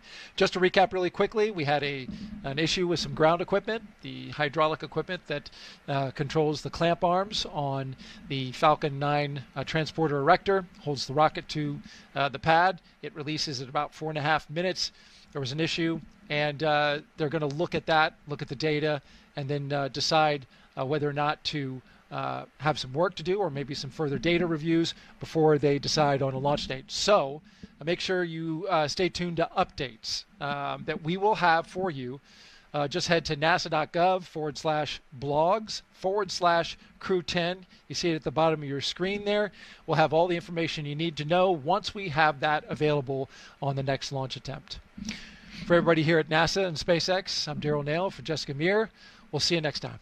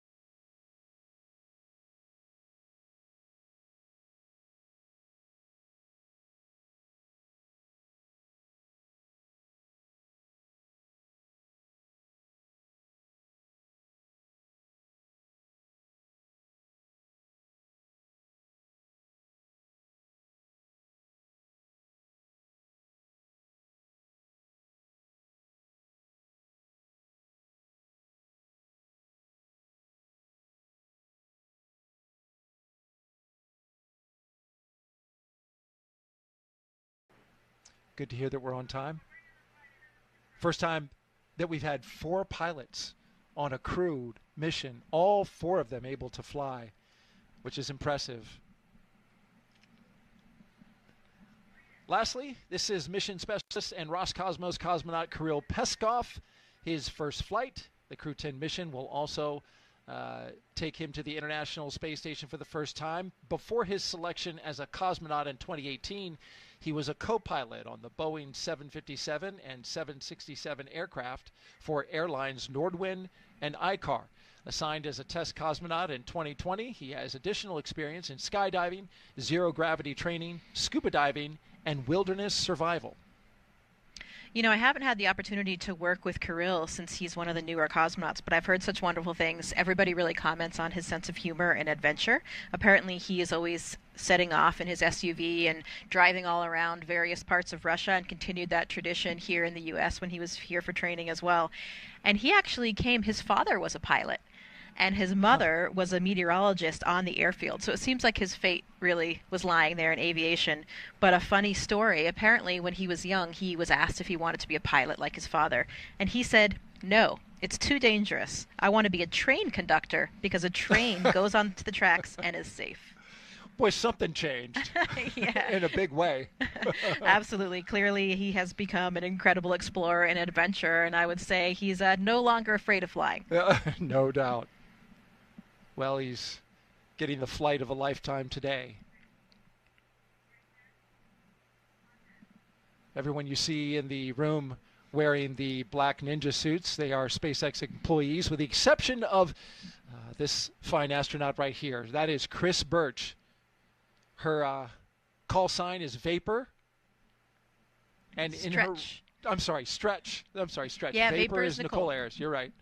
But she's in the role of astronaut support person today. Yeah, that's right. So she has been in quarantine with them, helping, complete any of the tasks that she can along the way, and really being that main contact point with our office to assist them with whatever they need during this week. It's a really great learning opportunity for her as well, since she hasn't been to space just yet, to see it all from this side. And I think, that will make her even more successful on her eventual mission.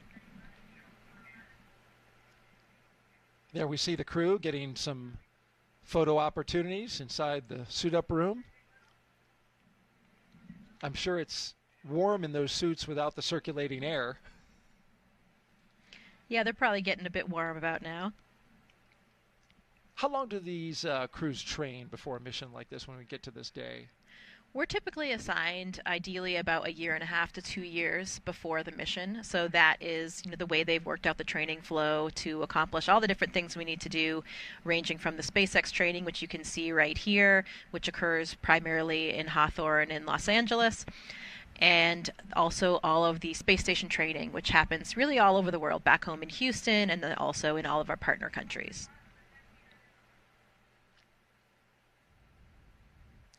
And now they are gathering around the table, as you can see there, for a tradition that goes way back, the playing of the card game. Yeah, this dates back at least as early as shuttle times. And the idea here is that the crew plays a card game with the chief astronaut, and you can see here Joe Acaba. And, maybe there's still a little bit of intrigue and mystery involved in the game, because depending on who you ask, you get a slightly different answer. I think the more popular answer is that they play this game. I think it's just going to be a simple high card game here. And they usually play until the commander loses. So that means, they get all of their bad luck out of the way, and then they are ready to go for their mission. There's another version that they play until the commander wins, but I think it's the commander loses. Maybe we'll keep a little bit of that intrigue to ourselves. It looks like they are playing a high card, and she just held back a face card.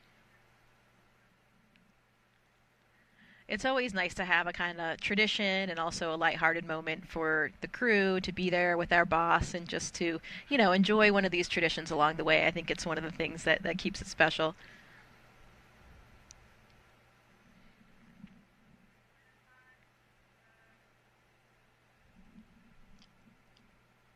Did you play a game when you went up? We did not have this tradition of the card game while in Baikonur, but we have a lot of other traditions that date as far back to Yuri Gagarin. As far as games, there are usually it's before the launch day, but we play ping pong and we play chess. You know, a big game for the Russians, and a few other games like that. Lots of traditions there. As we look back out at Launchpad 39A and SpaceX's Falcon 9 rocket with the Dragon spacecraft on top, this is where the astronauts will be heading once they leave astronaut crew quarters. Give you an update. You heard this mentioned on the LD brief. The crew was also updated during their weather brief that SpaceX is looking at a hydraulic issue out at the pad with some ground equipment related to the clamp arm. So they got a crew out there that's working that. They made the crew aware. And so we'll wait an update on the progress of that work. Otherwise, everything else is good. The spacecraft is good. The launch vehicle is good.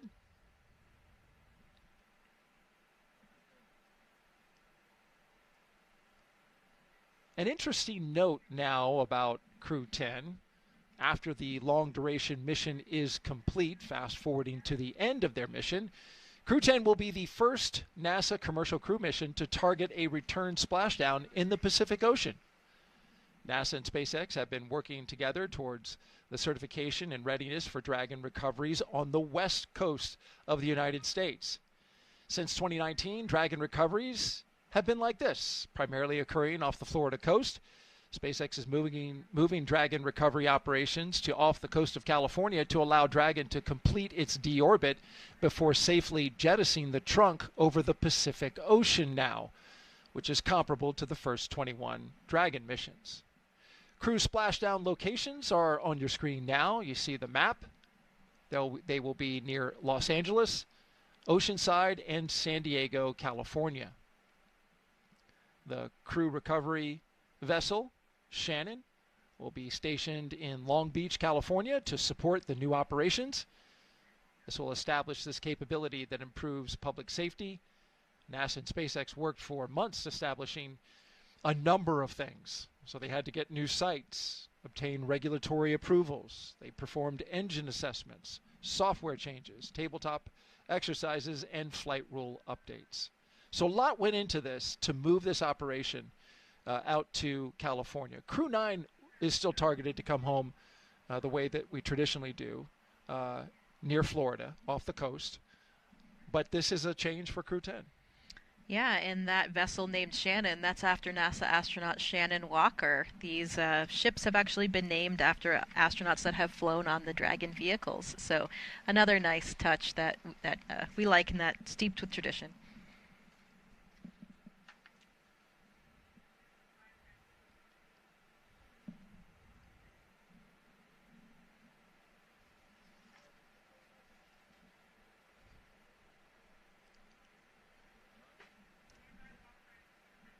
And since we are talking about pre-launch traditions, let's talk about another one.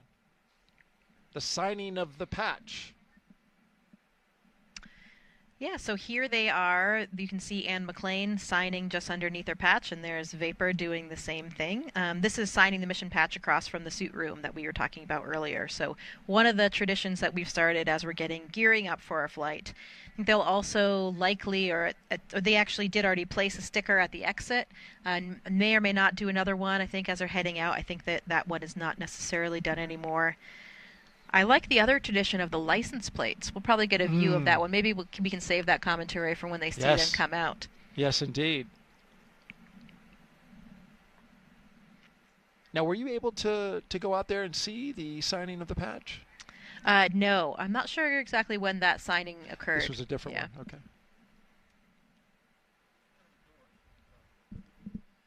You mentioned the license plate.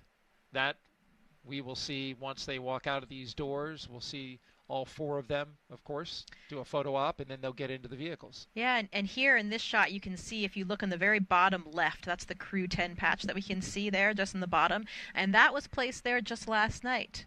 May or may not have actually seen that happen. I was about to say that is one sharp eye that you have, but you were there, so you know where it was placed.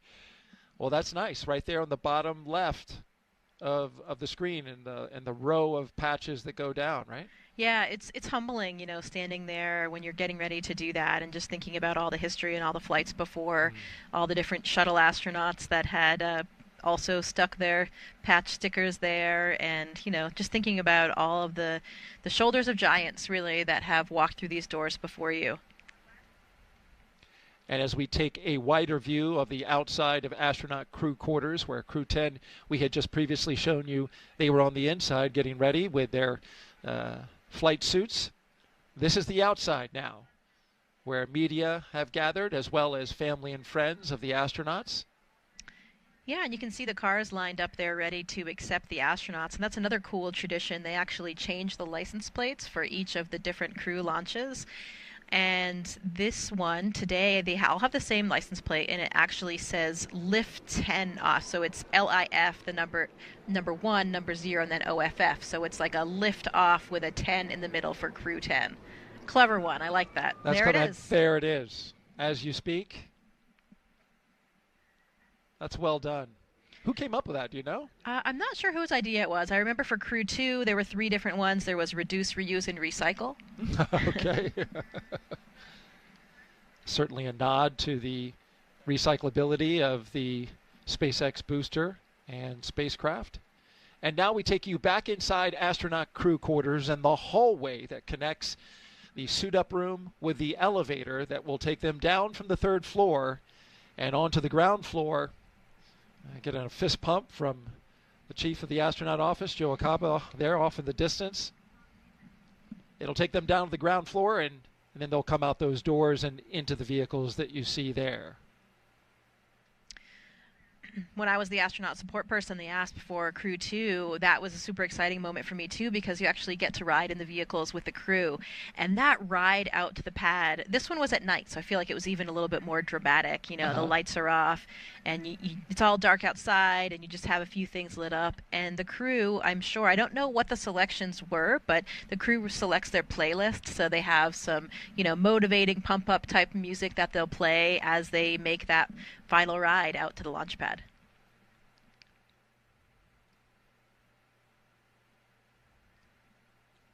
They get that playlist put together.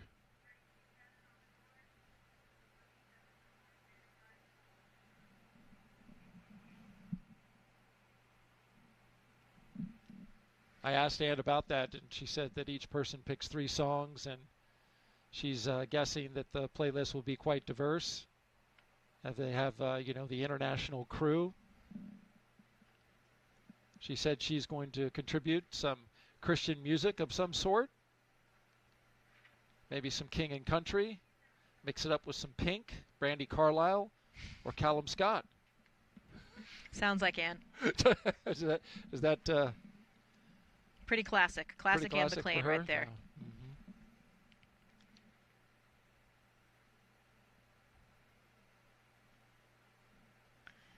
So outside, some of their closest family members are gathered, and a few of our, important personnel, management side for NASA and SpaceX. So it's another cool last moment to have that final interaction and, real exchange some words, see your loved ones before you head off to the launch pad.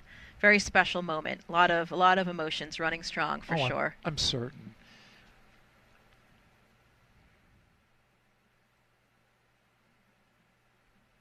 It used to be that they could make a final phone call from the launch tower.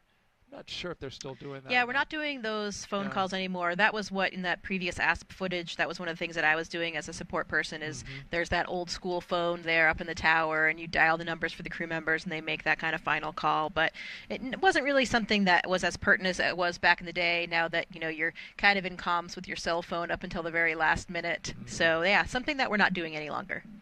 And there's a grand view from up high here at the Kennedy Space Center, the Operations and Checkout Building, where we will document the journey from the ONC to Launch Pad 39A. It's about a 20-minute drive, give or take, depending on how fast they go.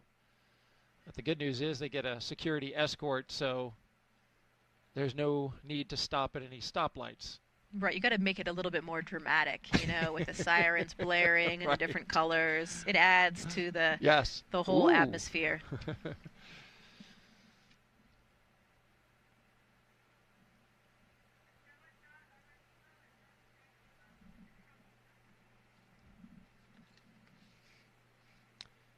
I asked Nicole what she would be playing, and she says, I'm terrible at picking favorites, so she hasn't decided. So she'll probably be listening to whatever Anne McLean is listening to.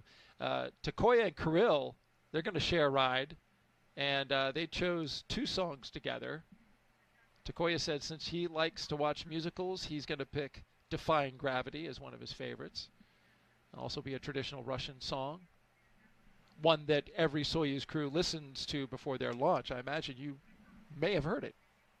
Oh, yes. I know exactly the song. I will be excited to hear that one. That brings back a lot of nostalgic memories for really everybody that's flown on the Soyuz. Mm-hmm. So that's great. I'm glad that they're including that. It's great to have those shared international traditions.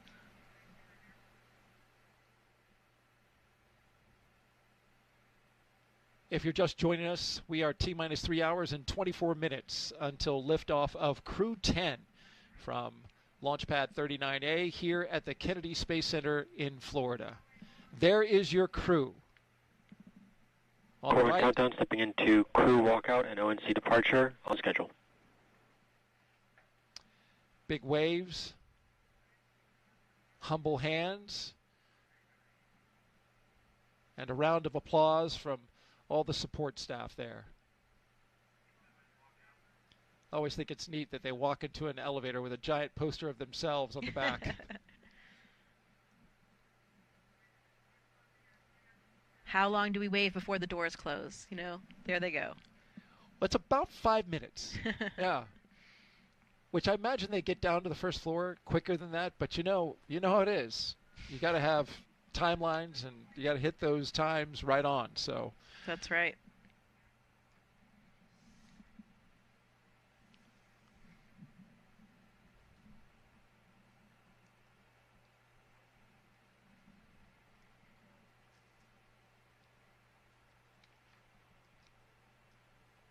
So we await as one astronaut and one cosmonaut will soon walk out of the Neil A. Armstrong Operations and Checkout building. So you see us now focusing on the doors.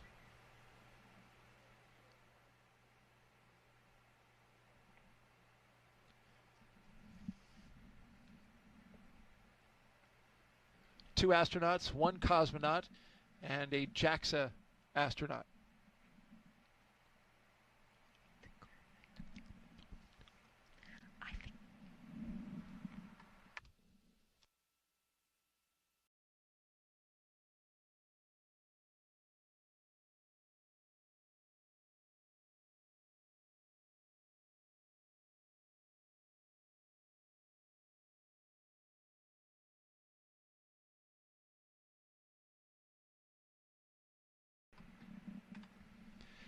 One thing I thought was interesting, talking about Takuya Onishi,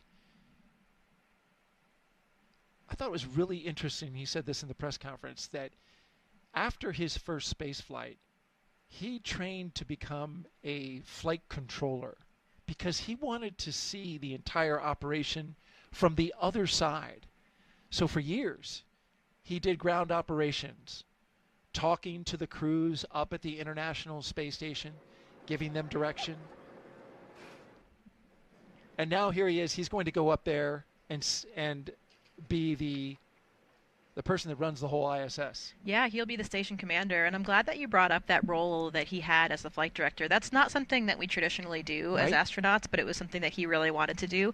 And it's really interesting, it will make him such a better astronaut in space because he has that ground perspective, which if you haven't worked in the control room is sometimes difficult to understand, why the ground is deciding certain things, why they're asking you for certain things, and having that perspective really helps us work more closely and work more efficiently together as a team. He was actually working as a flight director up until his very last training trip to Japan. So pretty recently he was still doing that even while he was in training. So really, really cool story there.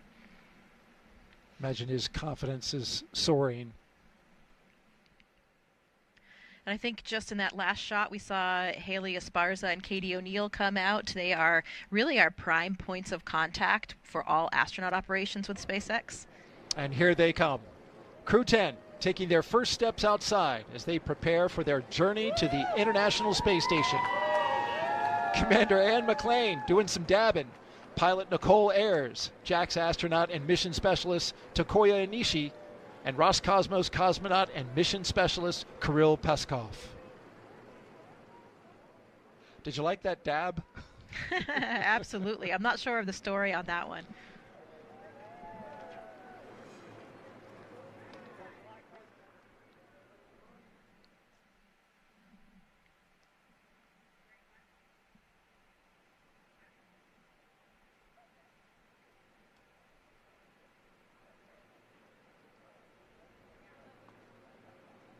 See the astronauts throwing up some heart signs.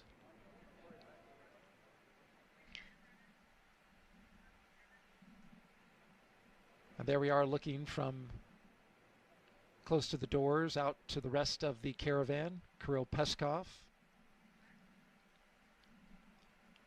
Looks like he's having some lighthearted conversation. Ann McLean with a pink hat that I know says Crew 10 on it, only because you have one as well. Yeah, the crew made a lot of gear for their loved ones and their guests, and also, you know, just to be for everyone to be sporting before and during the mission. And those are some pretty cool Crew 10 hats that Anne and her crew designed. It says Crew 10 on the front, and on the side there is the Crew 10 patch.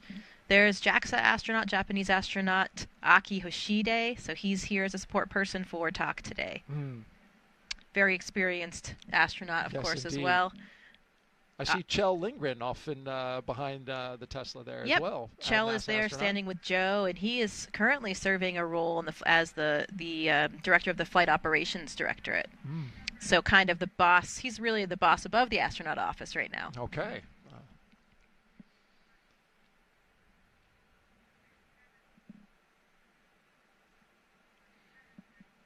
I see some Crew 10 shirts out there as well being worn. We'll talk more about how they design their mission patch coming up in a bit. But we want to focus on the live action at this moment. Gull wing doors are up. But in a few moments, they'll come down along with the windows. And that'll give an opportunity for the crew to say a few words before they drive off.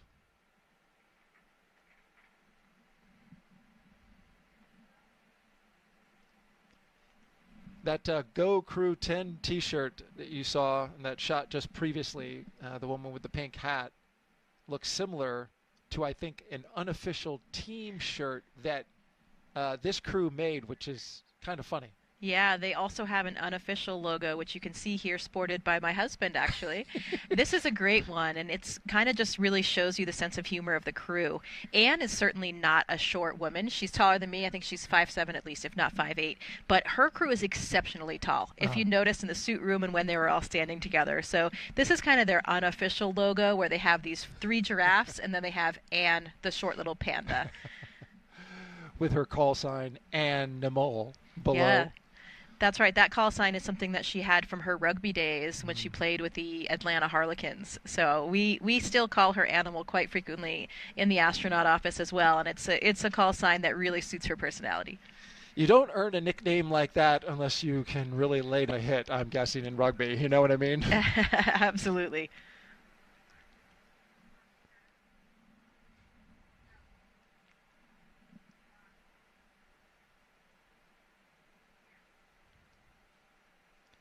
We have the commander, Ann McLean, and the pilot, Nicole Ayers, in the second Tesla. And then in the third Tesla are the 2 mission specialists, Kirill Peskov and Takoya Inishi.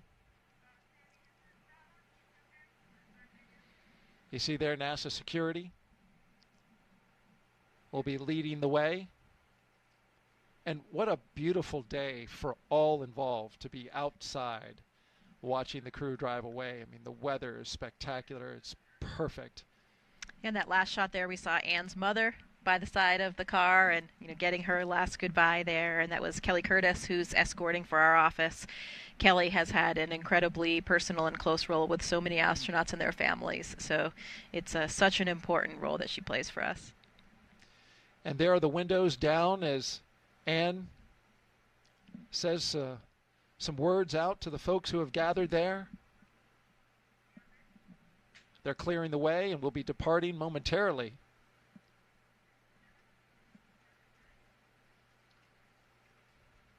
And there's the wave goodbye, and they are off on their way to Space Launch Pad 39A.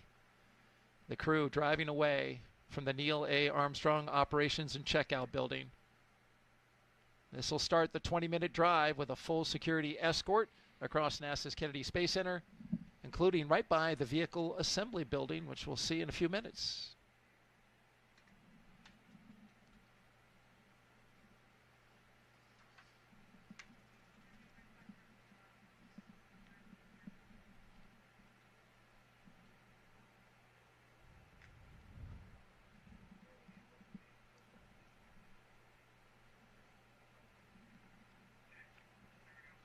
As we watch the crew make their way to their launch pad and waiting rocket and spacecraft, let's hear from the crew. And we begin with Commander Anne McClain. When I get asked why we explore, oftentimes I think, what would our society look like if we didn't explore? What would our society look like if we didn't ask what was over the next hill, what was across that ocean, and for us now, what's beyond our planet? My name is Colonel Anne McClain, and I'm the commander of NASA's SpaceX Crew 10 mission to the International Space Station. I was 3 years old when I first told my family that I wanted to become an astronaut, and I'm fortunate that no one of my family told me that it was impossible to do. They all said, that's going to be a lot of work, and they were right. But they were ready to support me every step of the way. They reminded me of my dreams if I started to get discouraged, because it is a long and challenging road. One thing I knew about becoming an astronaut is that not a lot of people get to do it. It was important to me to choose a career that I was going to love and be fulfilled in, regardless of my selection to becoming an astronaut. So I chose to serve my country as a helicopter pilot and an officer in the United States Army. I still am an active duty officer in the Army. It's something that brings me a lot of meaning to be able to serve the American people in that manner. And it's something that I would be doing still every day if I was not fortunate enough to wear this blue suit. This is my second flight to the International Space Station. I think on your first flight, there's a lot of unknowns, right? You don't know how it's going to feel to go to space. You're very focused on making sure that you know your stuff. On this flight, as the commander, I'm really focused on building a cohesive crew. So over the last year and a half, I've had the pleasure of working with my crewmates on Crew 10, Tak, Nicole, and Kirill. We've shared a lot of meals together, we've traveled together, we've done some tough sims together, and they are three very special people to me. And now we get to go launch to space and do this incredible mission with our good friends. The International Space Station is a proving ground for a lot of technologies for deep space exploration, but it is also a national orbiting laboratory where the U.S. can work with universities, research labs, other countries to develop things that benefit us on Earth, everywhere from cancer research, Parkinson's research, materials research, and at the same time, we're looking at the things that we're going to use on Mars and future moon missions. In my career at NASA, and especially on my first space flight, there were certain moments that I had, like when I came out of the hatch on my first spacewalk, where I realized we are operating at the edge of what humans are capable of. And that is such a special moment. I think it's that intersection of the magical and the technical, where I can look across the amazing beauty of the Earth, but I can see also this amazing creation, the International Space Station. And it doesn't belong to me or to NASA anymore, that it belongs to every single human on Earth. It's our platform to figure out how we got here, or where we're going in the future, and the context in which we live. Our goal is to be a beacon of hope for all of humankind, so that people can look and say, this is what we can accomplish when we work together.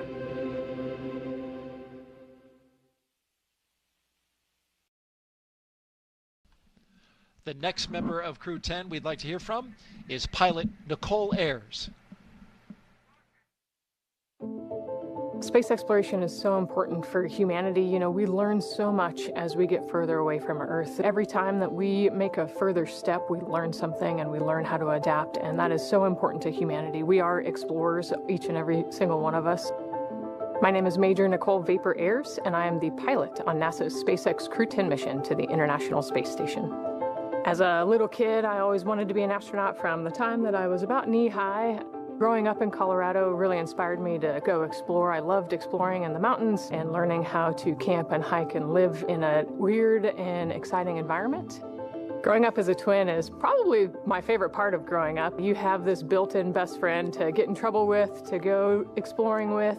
We grew up right there in Colorado Springs. We got to see the Thunderbirds fly over the Air Force Academy every year, which really inspired me to become a pilot in the Air Force.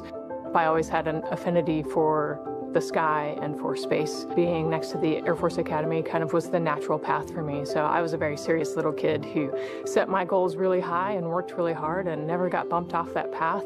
I got my wings in August of 2014, and then I flew F-22s in Alaska, got to do some great flying up there in the mountains.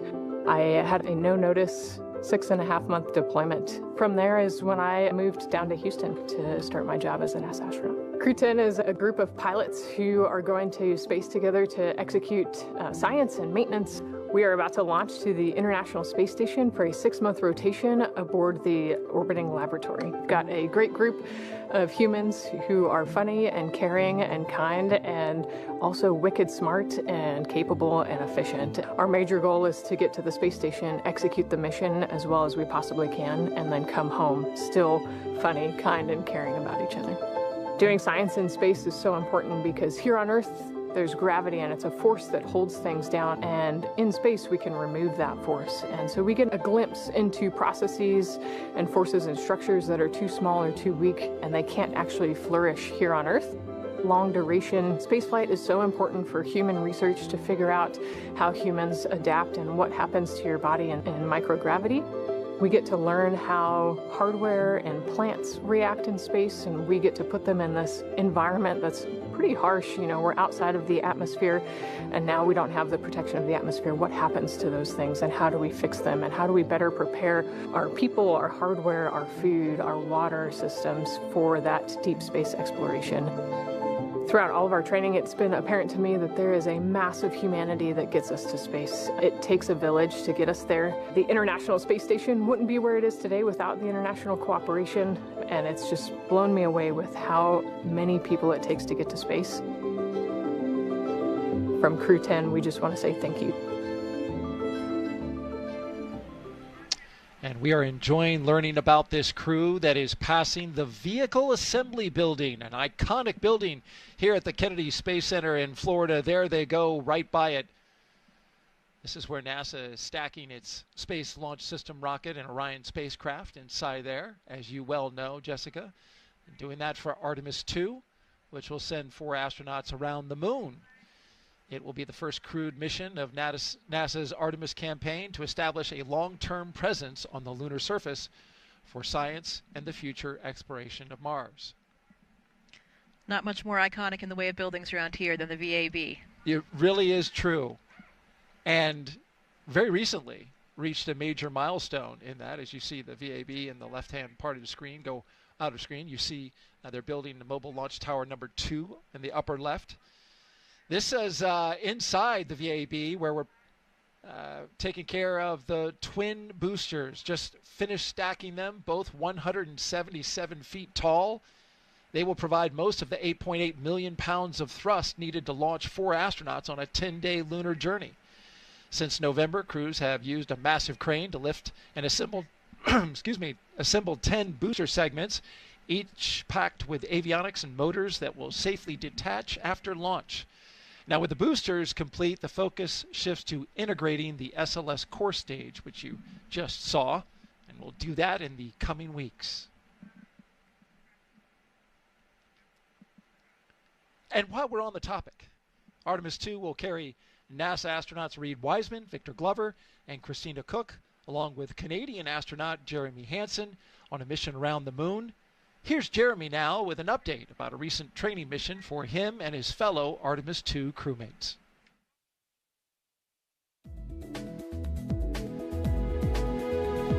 Hey everyone, I'm Canadian Space Agency astronaut Colonel Jeremy Hansen, mission specialist for the Artemis 2 mission. I'm here at the Johnson Space Center here in Houston, Texas, where we normally do most of our training. But every once in a while, we like to change it up a bit. Reed, Victor, Christine, and I recently spent several days in Iceland, trading in our spacesuits for hiking gear to study its geology and surroundings. Why Iceland? Well, as you can see, it has a similar landscape and terrain to the moon, with various volcanic rocks like basalts and breccias, and has limited to no vegetation. The Nordic island has been a lunar training site for NASA astronauts since the days of the Apollo missions. My crewmates and I teamed up with scientists and geology experts to explore the huge boulders, formations, and volcanic craters across the lava fields. During our journey, we stopped at various spots to discuss what we observed. Some of the really fine material is compacting into what's like the glue holding this together. And even tested different types of tools to collect rock samples. Although we won't be landing on the moon during our mission, this field work and navigation practice will allow us to make informed observations when passing the lunar surface and pave the way for future Artemis crew training. And that's your Artemis Moon Minute.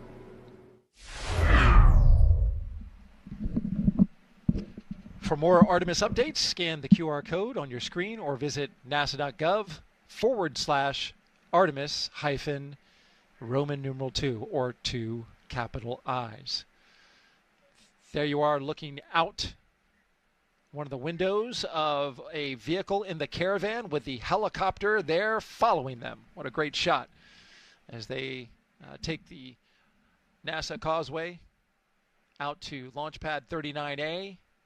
We're doing a little work, a little construction there on the side of the road, but not to worry. I have to stop when I get to that part of the pad and wait for the oncoming traffic, and then we get to go. But when you got a security escort, you just cruise right on through. And many thanks to our flight team up in the helicopter today, getting some beautiful images overhead on what is a stellar day here in Florida.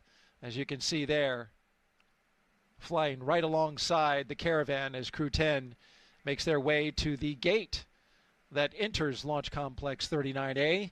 The security, as you can see, pulls off to the side, and the crew continues on.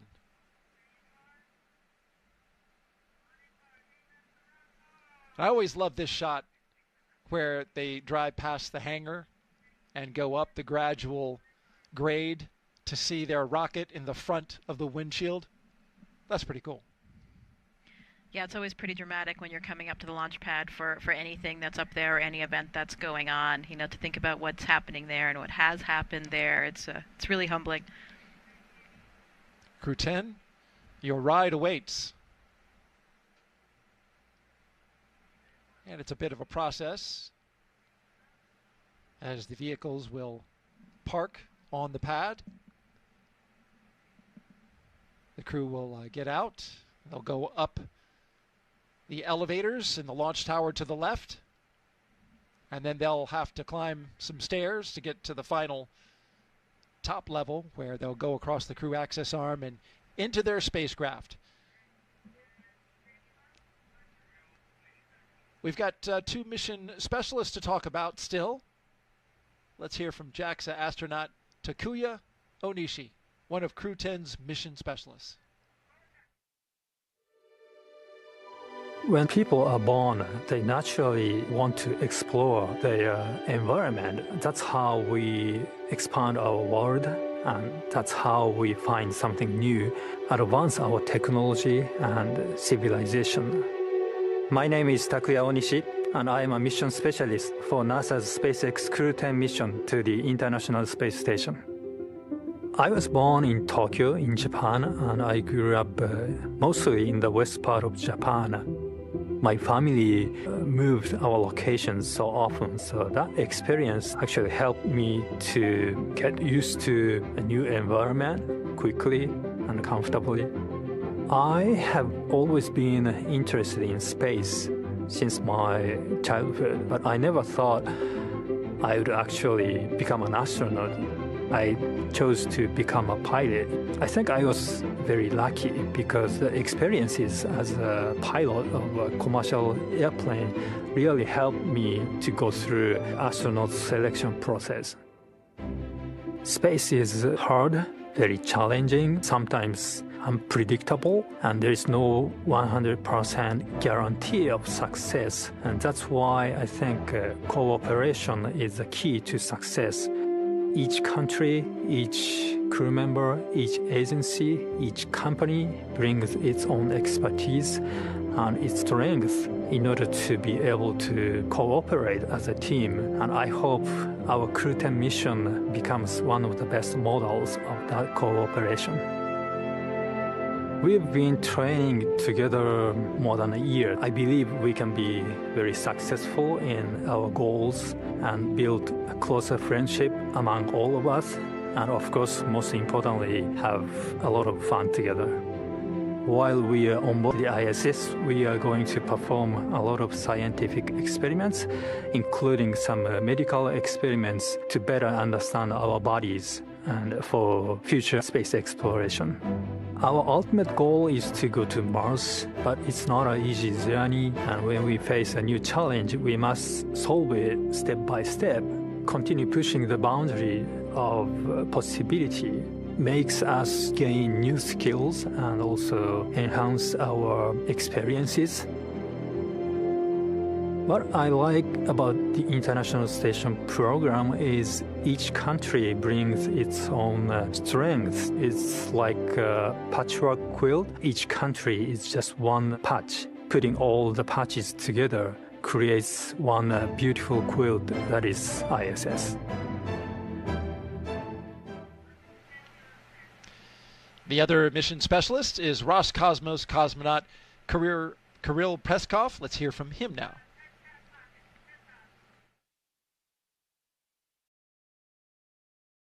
I think that we explore because it's a really deep part of our nature. This is one of my things that makes us humans. My name is Kirill Peskov. I am a mission specialist for NASA's SpaceX Crew 10 mission to the International Space Station. I grew up in a Siberian town called Nazarovo. It's in the middle of Russia, in the middle of Siberia. I decided to be a pilot. Actually, this was my dream during my childhood. And after becoming a pilot, I realized that it's not a limit and we can go higher and further. So I started to work towards becoming a cosmonaut, and now I'm standing here. Our crew is great. I love the fact about our crew that all four of us are pilots. I think that it helps us to understand each other really well, sometimes even without saying a word.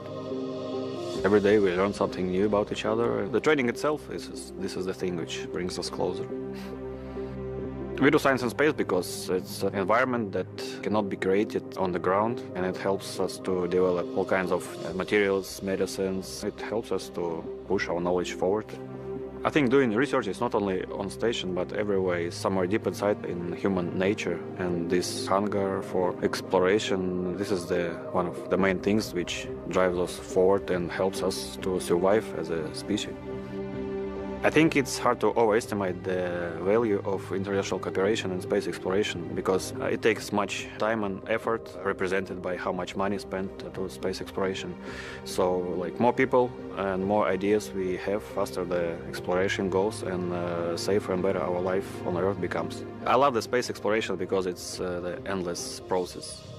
When I became a cosmonaut, I was surprised how big this team is. The team who makes these flights possible. It is like thousands and millions of people, and what I would say is to say thank you, not only for aerospace industry agencies, but also for all the people who are involved in creating something and in different kinds of research. You are making the world better.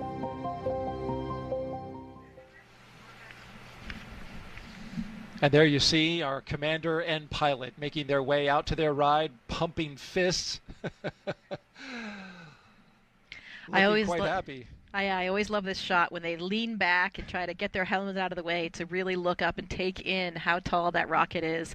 Because once they get into those elevators, they just lose the context and perspective of that view that they have right now. And there they are sharing it together, arm in arm. That's got to be a great moment for them. I imagine Anne is probably taking a moment to pray.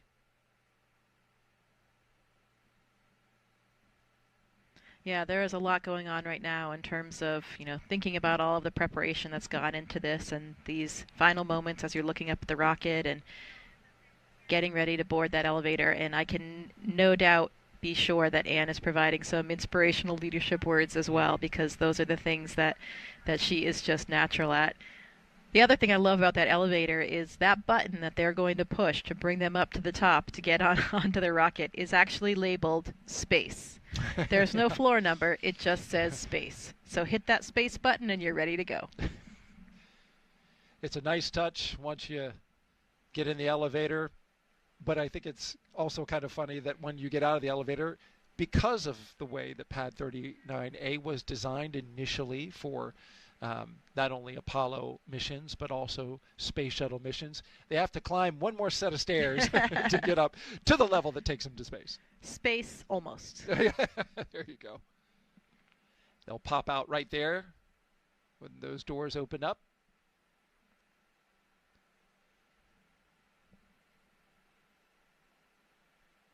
And pulling again on this theme of the 4 pilots, as we see the 2 mission specialists, also pilots, do their rocket recline.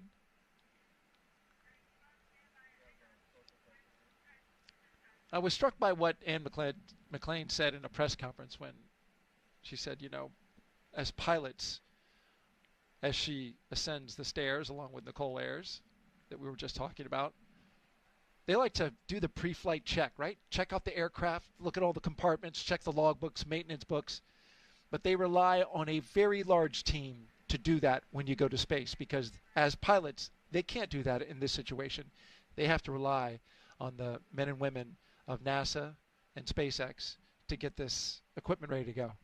Yeah, and that's one of the things that for us as astronauts is so important, and it makes these roles that we have on the ground even more meaningful. We talked about Talk's experience as a flight director. We talked about all the various different ground positions that we serve as astronauts, and all of those things are so valuable, mostly because you get to know the people that are working on every system and every aspect of your mission. And we develop this camaraderie and this trust in those people.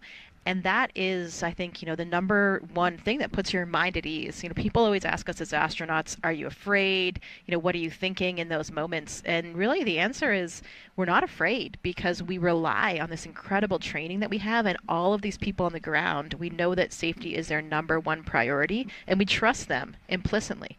Because as you mentioned, we don't have the knowledge. Crew's at the right room, on schedule.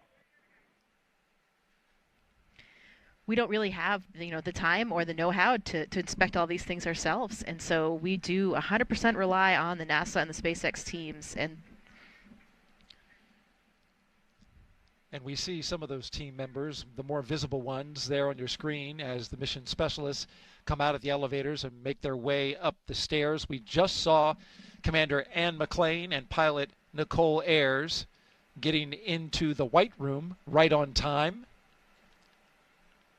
And now mission specialists Takuya Onishi and Kirill Peskov will make their way up to the top of the launch tower. And as you were talking, I was reminded that you have an interesting story about a couple of the astronauts regarding being up this high. I do. Maybe we don't need to mention any names, but there are actually astronauts in our office that have quite a strong fear of heights.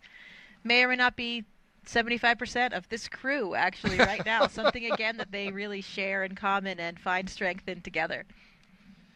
Once you're in the spacecraft and it's articulated into flight position, they won't have to worry about feeling that. Yeah, it's interesting because they are all pilots, so they're certainly well accustomed to it for sure. And I think that's one of the things that our training does for us. It allows us to just be operators and overcome any of those pre-existing fears. Okay, Anne and Nicole are getting ready to ingress to the spacecraft, and there goes Anne. Countdown. Ingress start. Making sure not to bump the door, which has a very important seal around it that keeps their environment on the inside and space on the outside. Yeah, absolutely. Even just one small hair, can see that's why everybody is so carefully, everything's contained with their hair and their face and everything, not just for the quarantine, but also just that white room environment to make sure that nothing gets in the way that could break that seal. Here come Kirill and Takuya. Big waves, pumping fists. They're ready to go. Into the white room they go, where they will sign that NASA meatball that you see on the side. Yeah, there it is, another one of the traditions. While we're in this moment, we want to take a social question now. If you have a question, please jump on to our social platforms. Use the hashtag AskNASA. Send us a question. Jessica will be doing the answering. She's the expert. And we have our first question now. JVO 9000 asks, how do astronauts deal with stress or anxiety prior, during, and possibly post-launch? Well, that's a pertinent question. I think it really goes to what we were just talking about. Because we have this incredible training and this network of personnel that we rely on, we don't really feel that kind of fear or stress so much because we have so much of this real muscle memory just kind of baked in there. And I think that helps you operate above any latent stress or anxiety. I mean, of course we're humans. Of course we have all the same emotions as everybody else. But when you have that really extensive training and this trust in the hardware and trust in the ground teams, it allows you to be an effective operator and operate beyond that. I was actually talking about this with Anne's mother just today. For us, the launch process is really not that stressful. It's really much harder, much more difficult for the loved ones and the families on the ground because they don't have that same level of training. They don't know exactly what to expect the whole way. They don't necessarily have that trust in the hardware like we do. So they're the ones that I think this day is so stressful for, not necessarily us as astronauts. How about that? I've heard other astronauts say that all of that training, just like you mentioned, it is muscle memory. They have done it so many times that it feels like on launch day, just part of the training. Yeah, and it was certainly like that for me on my launch. People always ask what you felt like, and we had been through that entire sequence so many times in the really high fidelity simulators that we trained in Russia that I almost had to remind myself that the end of the day was going to be different. Mm-hmm. I was actually not going to go home to the cottage for dinner. I would be in space at the end, only after about 8 minutes. And then you hear things, you feel the rocket move a little bit, you hear a groan from the fuel system, and those are the things that are like, Aha. Wait a minute, this is a little bit different. We've got another social question. This one directly to you, Jessica, about your experience. What was your favorite place on Earth to see, presumably when you were up at the International Space Station? Yeah, that's a tough one to pick just one because this vantage point that we have is so unique and special. I think some of the things that I wasn't really aware of were, for example, all of the different colors and textures of the dunes. So if you look in Africa or in the Middle East especially, all these different colors and textures and crazy intricate shapes that I was really not that prepared for. It's if you zoom in with a 400 millimeter lens, it's like a modern art. It's like you're going to a modern art museum and capturing all of these images. It is it's really just jaw-dropping. I really also liked seeing all the currents, the way the water swirls, especially in the coastal regions, the different color swaths that you see, the glaciers, coral reefs, around. I had been diving in the Great Barrier Reef a few years before my mission, so it was really cool to see the reefs off of Australia. The Patagonia ice fields, another favorite spot of mine, where these glacial tongues kind of come down, and you see these high-altitude turquoise lakes, and it reminds you how beautiful the planet is. And there are so many places that I know now that I need to explore that I weren't even necessarily on my list before my mission. And you saw Antarctica, a place where you did a lot of research. Yeah, given the latitude, given the inclination of the space station, we don't get an incredible view of the Antarctic, unfortunately. I wish that we did, but you can see the Southern Ocean and a little bit in the distance.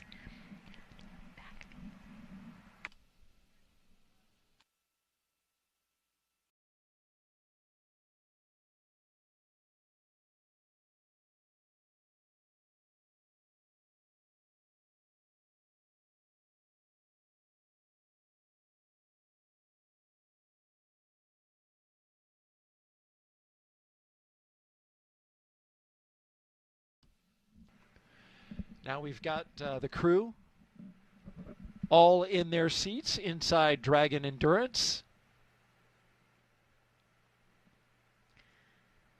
Yeah, they're clipping into those 5-point harnesses, making sure that everything is secure, and you can see they're getting some help from the SpaceX team just to make sure that everything is lined up correctly. They're going to be comfortable, they're going to be safe in that environment as they're waiting for launch. It's still there. It's softer.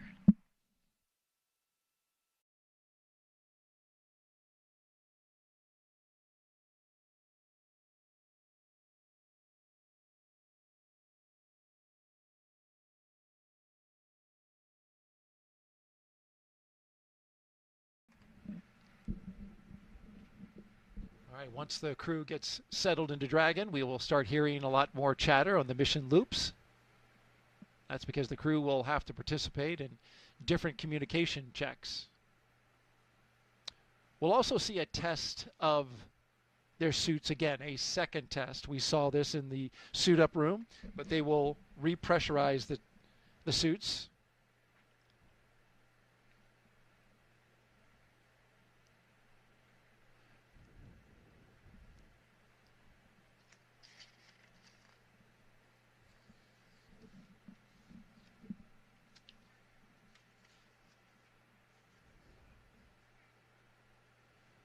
From left to right, we have Kirill Peskov, mission specialist,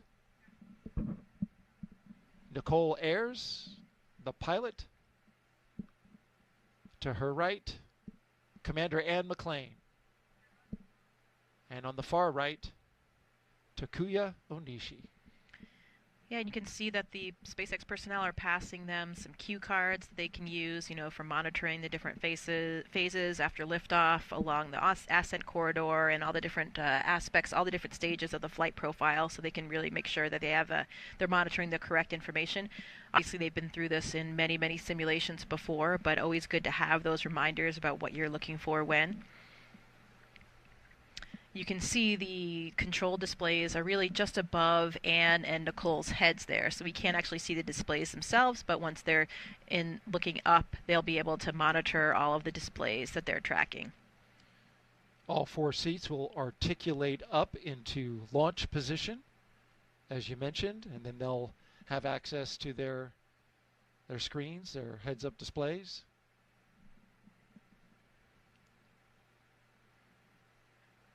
But it's time to suit up right now. They held off putting those gloves on until this moment.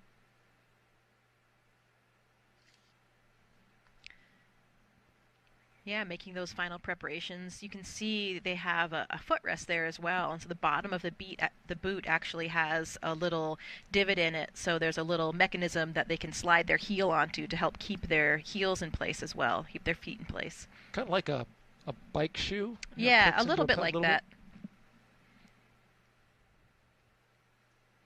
Lots of zippers. You need to make sure that you have good integrity in all of those closures to make sure that you can maintain your pressure in any possible emergency when we need to pressurize those suits. Of course, that's the reason why we wear these pressure suits. If for any reason you had a depressurization of the vehicle, then that suit would be able to maintain pressure to keep you alive, delivering all of the necessary life function. So they're getting oxygen through that suit. They have their communication lines into that suit.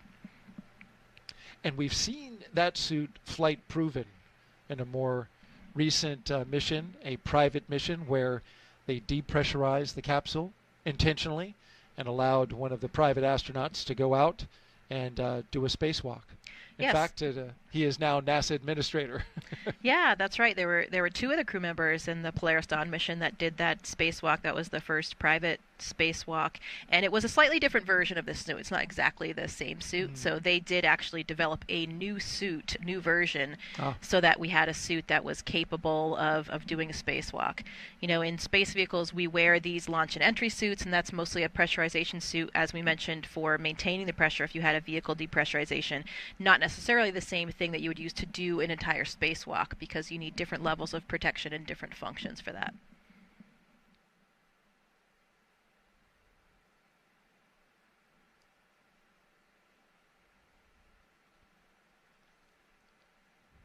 We've got two views here on the right. Crew 10 seated in their capsule Endurance.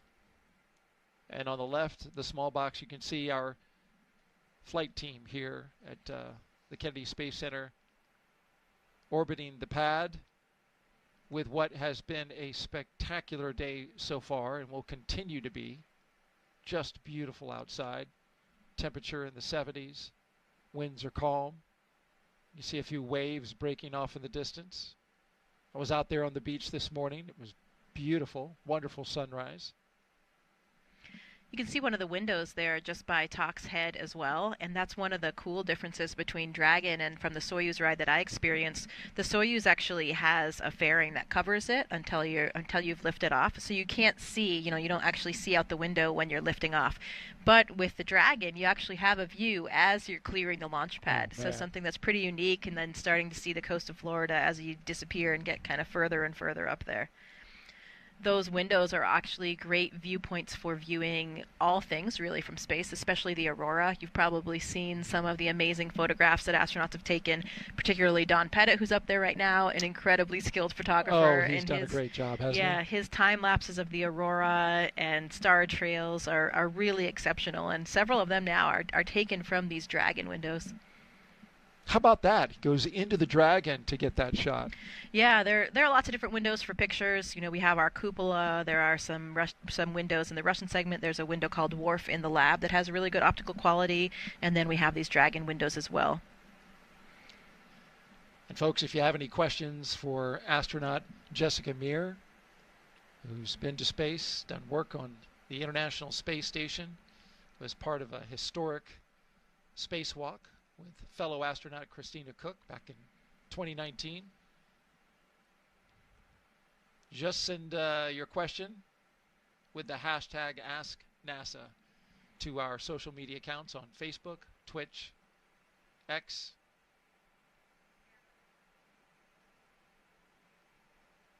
She's taken a few questions already and done a fantastic job with it. I've also heard that because of those windows and the lack of a fairing cover like the Soyuz has, it's actually quite a bit louder in terms of the sounds that you experience as you're lifting off the launch pad. Not as insulated. Yeah. So that'll be a comparison for Anne and for Talk as well, since they've both ridden on the Soyuz. Right. But for our pilot, Nicole Ayers, and our mission specialist, Kirill Peskov, it will be all brand new. Yeah. And I hear the NASA astronauts and the veterans of spaceflight enjoy watching a first-time astronaut, get their first flight. Oh, yeah, absolutely. I mean, it's like doing anything in life, right? No matter what it is, over time, you might get a little bit jaded by it or kind of forget how special it is. I think about that a lot when I give tours to people at NASA. You walk into these buildings, which you're in pretty much every day, and then you bring someone in who sees it for the first time of their eyes, and then you remember how special and cool it is what you're actually doing. And I think that's really important, right? Sometimes you need to really take that step back and have that perspective. Now, certainly there's nothing mundane about going to space, whether it's the first, second, third, or fourth time. But Anne and I talked a little bit about that before this launch, about how differently it'll feel. And I think for me and from other people that I've talked to, my first memories of the first few days in space are really pretty hazy. And I think that's because your brain is just simply overwhelmed. You're navigating now in this three-dimensional volume, which is entirely different. You're physically having these new neural networks in your brain that are forming. And you see the experienced flyers, they come in and they're a little bit more graceful from the beginning, and I think that's just biology. Those neural networks in their brain are already formed, and even if it's been 5, 10, 15 years since they've been in space, they're suddenly reactivated and they're just able to deal with it from the beginning. So I was wondering, I asked Anne to pay attention to that. Your memory of those early moments will probably be more clear than it was the first time, just because it's not as new and not perhaps quite as overwhelming. That's fascinating. And she was asked by the press what she would do different on station. And her response was to really enjoy the in-between moments more, really savor it. Because, as you just mentioned, when you first go up, and the biology behind it, it all races by. So she said she wants to be intentional about taking these moments to really savor being up in space. Never know if you're going to be able to go up again. Yeah, that's incredible advice, and something I think about a lot as well. I remember having that conversation with my commander, Luca Parmitano, and it was his second flight. And I remember him telling me that there were so many things from his first flight that he didn't really remember because, again, your brain is so overwhelmed. You're so, you're thinking, please don't mess up, please don't make a mistake, and you're thinking about the next thing or the intensity of what it is that you're about to do, and so you're kind of forgetting to just enjoy that moment and appreciate that moment.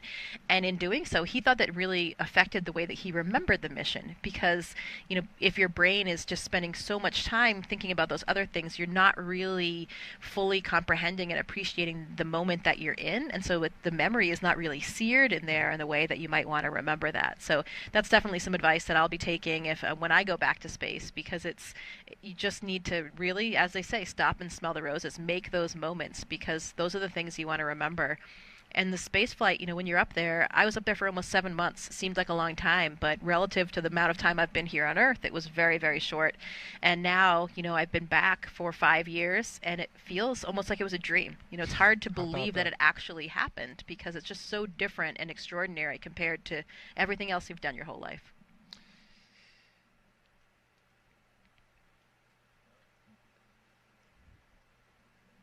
I really enjoy you talking about this, Jessica. It's fascinating to me, and I'm sure to the audience. If you are just joining us, you are watching live launch coverage of Crew 10, NASA and SpaceX's 10th operational mission to the International Space Station.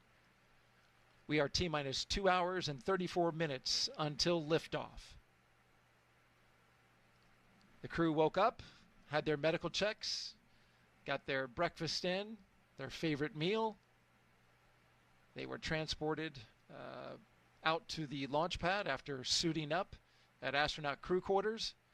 They ascended the launch tower and into their spacecraft, and now you see them there live. The view on the right, the Crew 10 astronauts, cosmonaut, and the JAXA astronaut.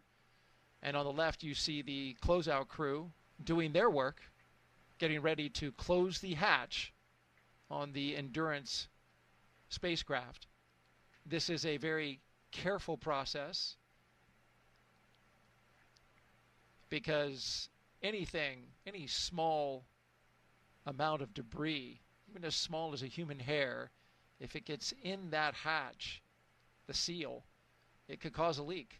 So the crew is methodical as they go through their steps to make sure that seal is in pristine condition.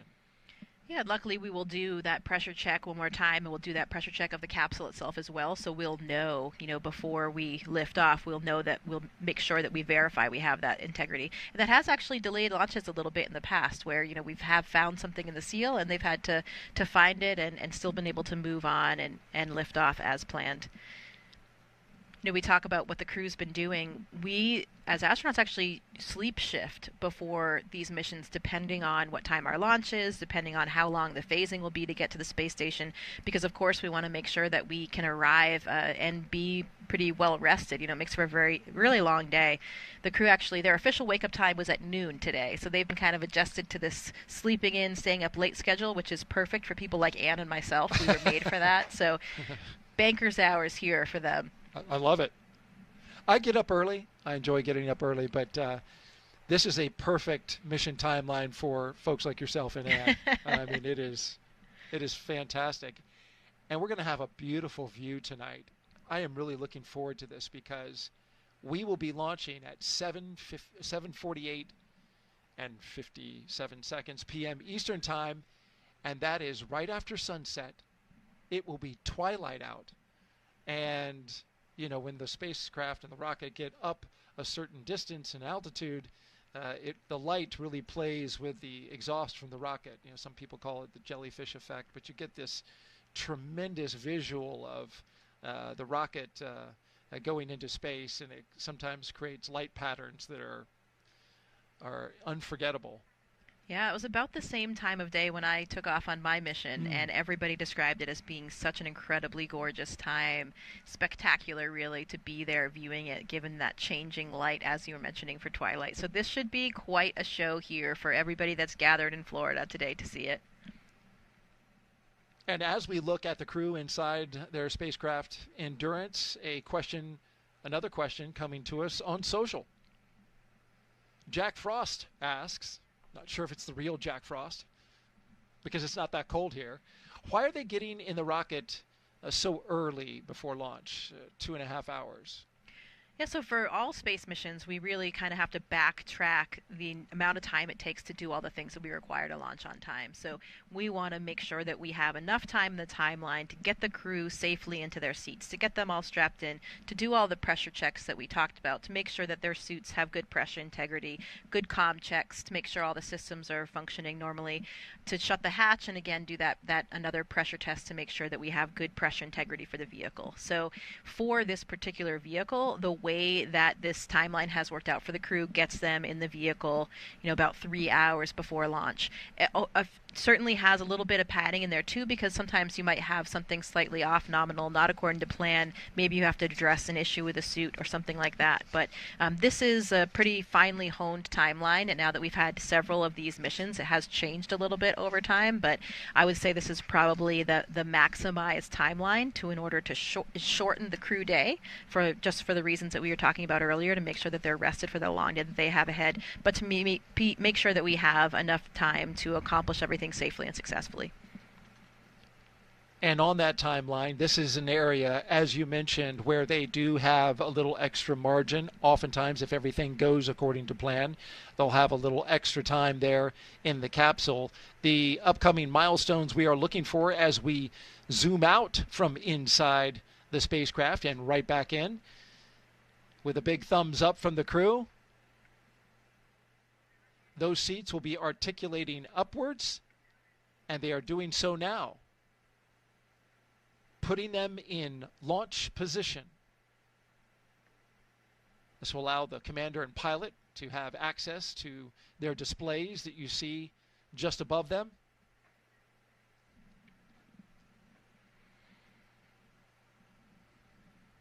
This is also helpful to the astronauts who can't spend forever on your back. It's a comfortable position, I'm sure, but there are SpaceX seats are in the launch position.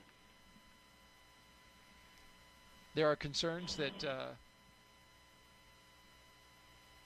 and I know this from the Artemis missions, that you can only spend so much time on your back. So with SpaceX and the late load, it's very convenient. It's a very short amount of time that they spend on their back before going up into space. And now we're getting some of those comm checks.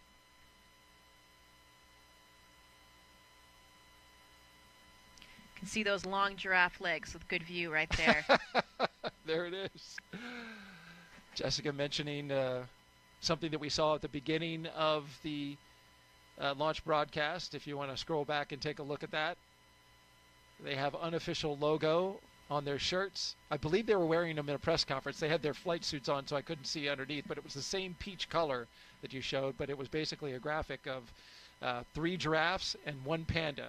And each one of those animals was assigned one of the crew members, and Anne McLean got the panda. The pandas are actually my favorite animal, from the time that I was a very small child, so I kind of like how that worked out. And certainly not short. I think she's 5'7", but there it is. There's the logo. The rest of her crew is exceptionally tall in the astronaut corps, so when Anne stands with them, she comes off a little bit more panda-like, I would say.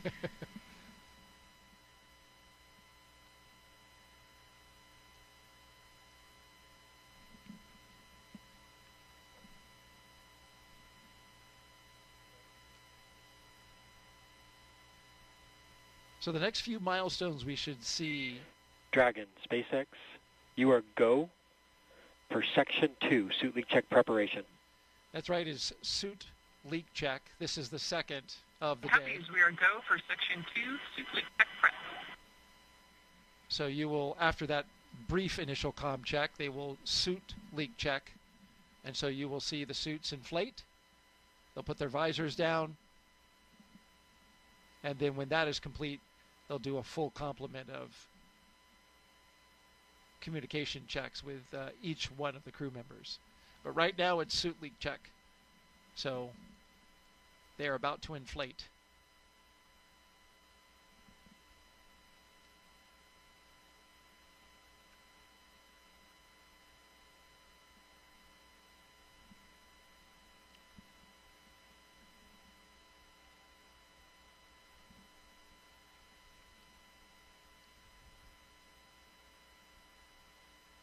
As we await this this next milestone, I want to go back to what you were talking about in the memories of being in space, and how clear are the memories of your spacewalk when you were outside the space station, dangling in essence, looking down at the planet. Did you have a moment where you were able to just take it all in, to pause? Yeah, again, as we were talking about earlier, you have to be intentional about stealing a few of those moments for yourselves, especially when it comes to spacewalks. You know, spacewalks are the riskiest thing that we do. They're the most challenging, both mentally and physically. So it really does demand 100% of your focus and concentration to make sure that you are doing the right thing for the piece of hardware that you're trying to repair or replace, or whatever the task is that you're doing, and most importantly, to keep you and your partner safe. So that really demands a very, very high level of concentration. And, you know, the astronaut mantra is always kind of echoing in your head of like, don't make a mistake, don't make a mistake. So you have to remember, you know, you get very caught up in the task and the minutia of what you're doing. SpaceX Dragon Section 2, 2.9, tier complete, ready for link checks.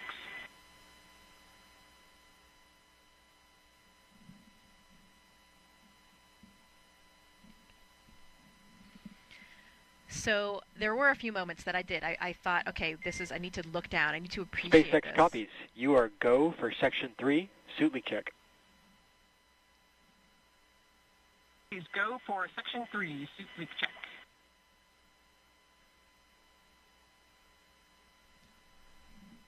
And one of those moments was when I was actually in the foot restraint that we have that you really secures you in one position, and I was working with one of the batteries that we had, and Christina was below me, and as I looked down, I saw the view. We were actually coming over those Patagonia ice fields that I was describing earlier, which is one of my favorite spots, and I remember seeing that and just waiting for a second and thinking, okay, wow, this is pretty extraordinary, you know.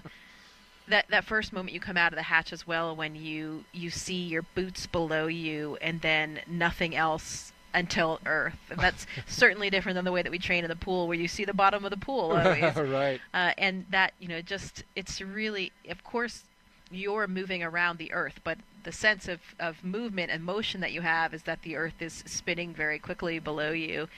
And it's really an extraordinary feeling. I remember as well, Christina and I were under the airlock. We had a moment, so had a pause, and we flew right over San Diego, where I went to graduate school. And so we took a moment there to make a shout out to all of my friends and colleagues that lived there. But, you know, really easy to pick out those coastal cities because you have those landmarks. When you're looking down at the Earth and you don't have the benefit of the borders drawn on a map, a lot of times geography can be pretty challenging. So those coastal areas are the easy ones to pick out.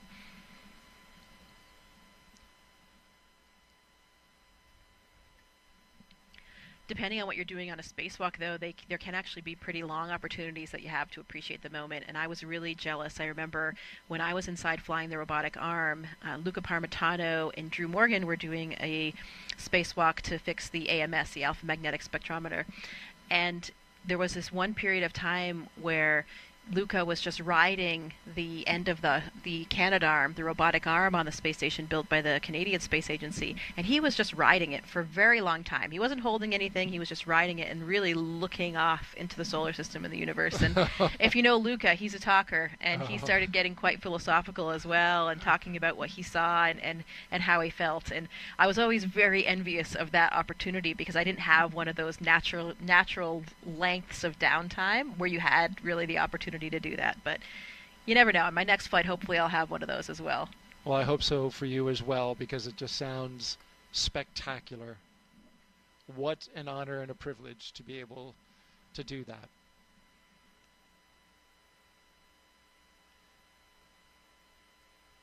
Well, it looks like we're getting some inflation, right? Whenever the helmet starts to ride up the face, means we got some pressure in there. Yep.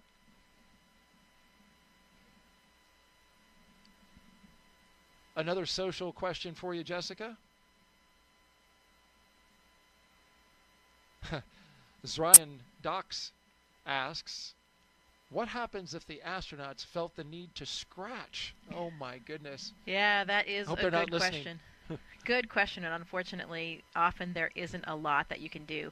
You can see right now they're already finished up with those pressure checks, so it wasn't a very long time. You saw Kirill actually reached right in and scratched his nose, so he looked like he did have something like that. SpaceX Dragon, suit leak check complete for nominal suits. SpaceX copies and concurs for good suits. Additionally, at this time, I have an update on the hydraulics issue that LD briefed during the weather briefing, if you're ready to copy.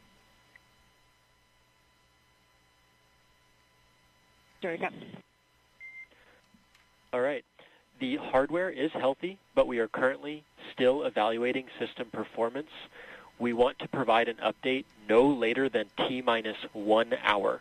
If additional time is needed, the final call just needs to be made prior to LES arm, but still expect an update from us no later than T-minus 1 hour. How copy? Can we copy the update? We'll expect an update prior to 1 hour and understand the constraint with the LAS Army. Thank you.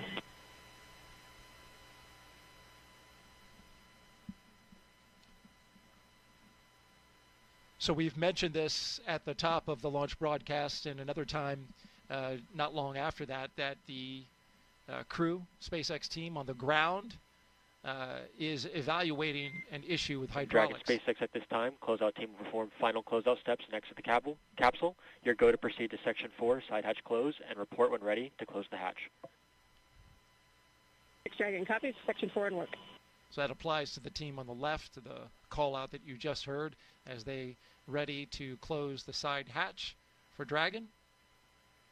But back to the brief that was just given to the Crew 10 crew regarding the hydraulics on the ground, and they are currently looking at an issue that is related to hydraulic lines or a hydraulic issue with the clamp arm that holds the Falcon 9 rocket to the transporter erector. Again, there's an issue with the hydraulics related to the clamp arms, and there you see them, and that holds the rocket to the transporter erector. They're evaluating an issue with the hydraulics in one of those clamp arms. So they're working through the data, evaluating the situation. They're going to take some more time to look at this, and told the crew that they will give them an update in about an hour, but they have to make a call on which way this will go, whether they build flight rationale to go ahead and fly, or if it's something that would require us to stand down for the day. That will be something that they are discussing right now, but they can make that final call just before the arming of the launch escape system.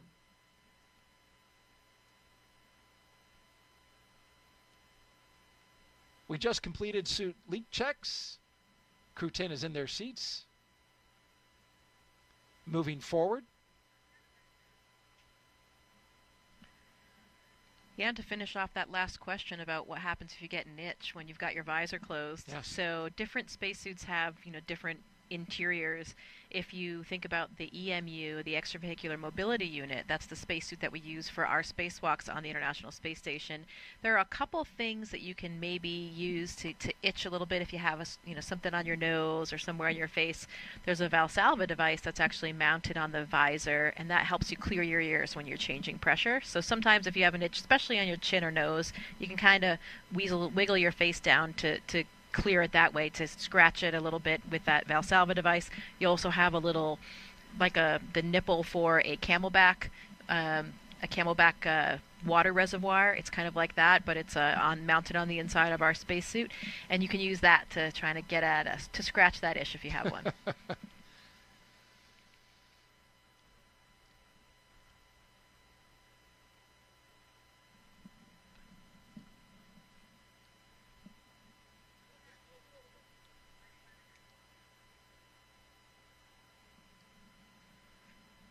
One of the factors that they're looking at on launch day, of course, is the weather, and it couldn't be much better than this. 95% go, winds 12 to 17 miles per hour out of the southeast, temperature 67 degrees expected at launch time. We're in the 70s as we speak, and it has just been delightful outside. SpaceX and NASA not only look at weather at the launch site, though, but also around the world, making sure conditions are acceptable if Dragon has to splash down in the Atlantic in case of an emergency. So, of course, teams are monitoring contingency splashdown locations if the crew had to come back to Earth before docking with the space station. If this were to happen, SpaceX and NASA would coordinate with the Department of Defense and the Coast Guard to ensure crew safety upon splashdown, including ships and air assets to patrol the 10 nautical mile keep-out zone. This is, of course, to mitigate safety concerns for any boaters approaching the area.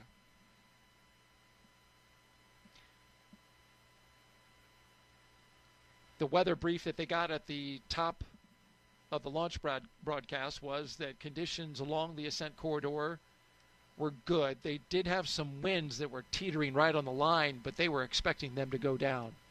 And how about that? What a beautiful view. A nice sailboat off in the distance, though I'm wondering if that is okay. Yeah. Now that I think about it. Looks like it might be a violation, and I know that that actually prevented a few or delayed a few shuttle launches in the past, didn't it? Right, boats that were in the area that weren't supposed to be there. It did indeed. I can tell you with a fair amount of certainty that as lovely as a day as it is to be out sailing, they are not supposed to be in that location. Now, the area is cleared by the range, so we'll wait for an update from the range to find out what the situation is there.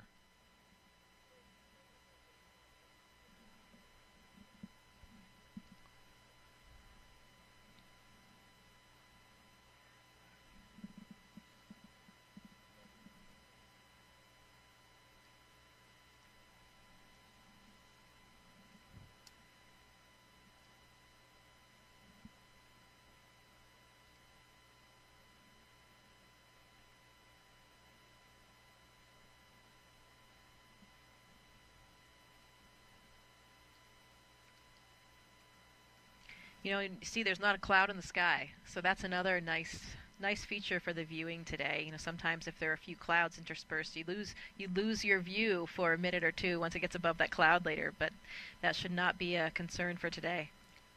Yeah. The high pressure system that's in the area literally swept out all the moisture and storms that we had earlier in the week. We had a cold front pass through on Tuesday, or Monday rather. Dragon SpaceX for hydraulic checks.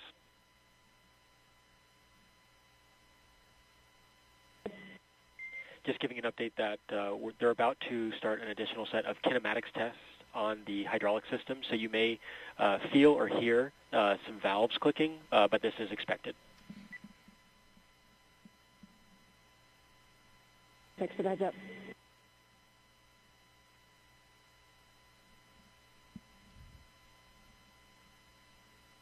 So SpaceX informing the crew that they will be hearing some noise as SpaceX cycles hydraulic valves. This is a situation that they are evaluating in this moment. Dragon SpaceX closeout team is taking final steps in prep for side hatch closure. Stand by for transition to pad hatch closed. Ensure all items remain secure from now through launch. Copy. There you see the crew closing the hatch.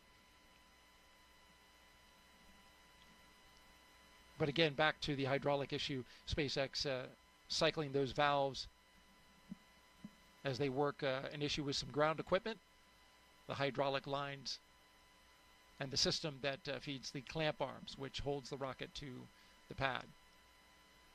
A note about that boat that we saw earlier, there is still plenty of time to clear the range. And so I don't know this for sure, but it's possible that the boat may be getting a visit, but certainly could get out of there. There are notices that are put out called NOTAMs. They are notices to mariners and aviators in the area that lets them know that a launch will be going off this evening. And the Cape Canaveral Space Force Station, the 45th Space Wing, has the responsibility for the range. And of course, again, plenty of time to clear the range before liftoff. Currently sitting at T-minus 2 hours and 10 minutes and counting. You're watching live launch coverage of NASA and SpaceX's Crew 10 mission to the International Space Station. 2 hours ago, the crew made their way out of astronaut crew quarters. After they suited up, they got into their rides, drove out to the launch pad, ascended the launch tower, walked across the crew access arm and into the Dragon Endurance capsule that you see there. The Endurance spacecraft currently on its 4th flight. The flight leader in the fleet currently. The crew is now inside the capsule, and the team there at SpaceX performing some leak checks to make sure the capsule is airtight.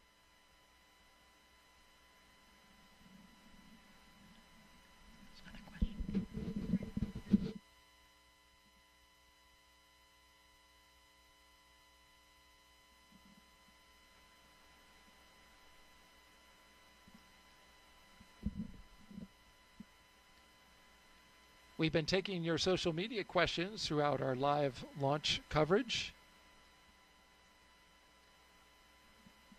Keep them coming. Hashtag AskNASA on Facebook, X, YouTube, and Twitch. Our next question comes from Spooky Sniper asking, Jessica, what's one challenge of spaceflight that most people don't really think about? Well, one thing that comes to mind is the challenge that we face when we come back home, because you've been operating in this really intense, novel, exciting environment for 6 months, 7 months in my case, even longer for some of the recent missions.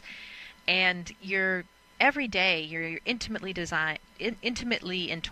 with all of the systems of the space station, all the experiments, everything that's going on. And it's, your participation, all the work that you're doing is critical and crucial to the success of those experiments, to keeping the space station alive and healthy. And there's a lot of meaning in your work. You have these very busy days that are all laid out and planned by the ground teams. And then you leave the space station and the transition is quite sudden. You come back, you have to contend with gravity again, which doesn't feel great for your body. And you think about it, you're thinking, well, wait a minute, I left, and somehow the space station's up there still doing just fine with another crew that's taking care of it, but you're personally no longer connected to it and responsible for those everyday operations. And it's quite a difference from when you come back. And I think especially for astronauts on their first missions, I've talked to quite a few astronauts about it. SpaceX, are you ready for comm checks with MD, LD, and DC? SpaceX Dragon, ready for comm check. Copy, I'll initiate the teacher's comm check. Dragon, SpaceX, comm check. SpaceX Dragon, loud and clear. Core, loud and clear. Teacher's comm check complete. Stand by for comm checks with DC, MD, and LD in the launch configuration. Dragon, DC on countdown 1, comm check. DC Dragon, loud and clear. DC, loud and clear. Stand by for comm checks with MD. Dragon, MD on countdown 1, comm check. MD Dragon, loud and clear. MD, loud and clear. Stand by for comm check over Dragon to ground. Dragon, MD on Dragon to ground, comm check. MD Dragon, loud and clear. MD, loud and clear. Stand by for comm checks with LD. Dragon, LD on countdown 1, comm check. LD Dragon, loud and clear. LD, loud and clear. Stand by for comm check over Dragon to ground. Dragon, LD on Dragon to ground. Comm check. LD Dragon, also loud and clear. LD, loud and clear. Dragon, SpaceX, launch configuration comm checks complete.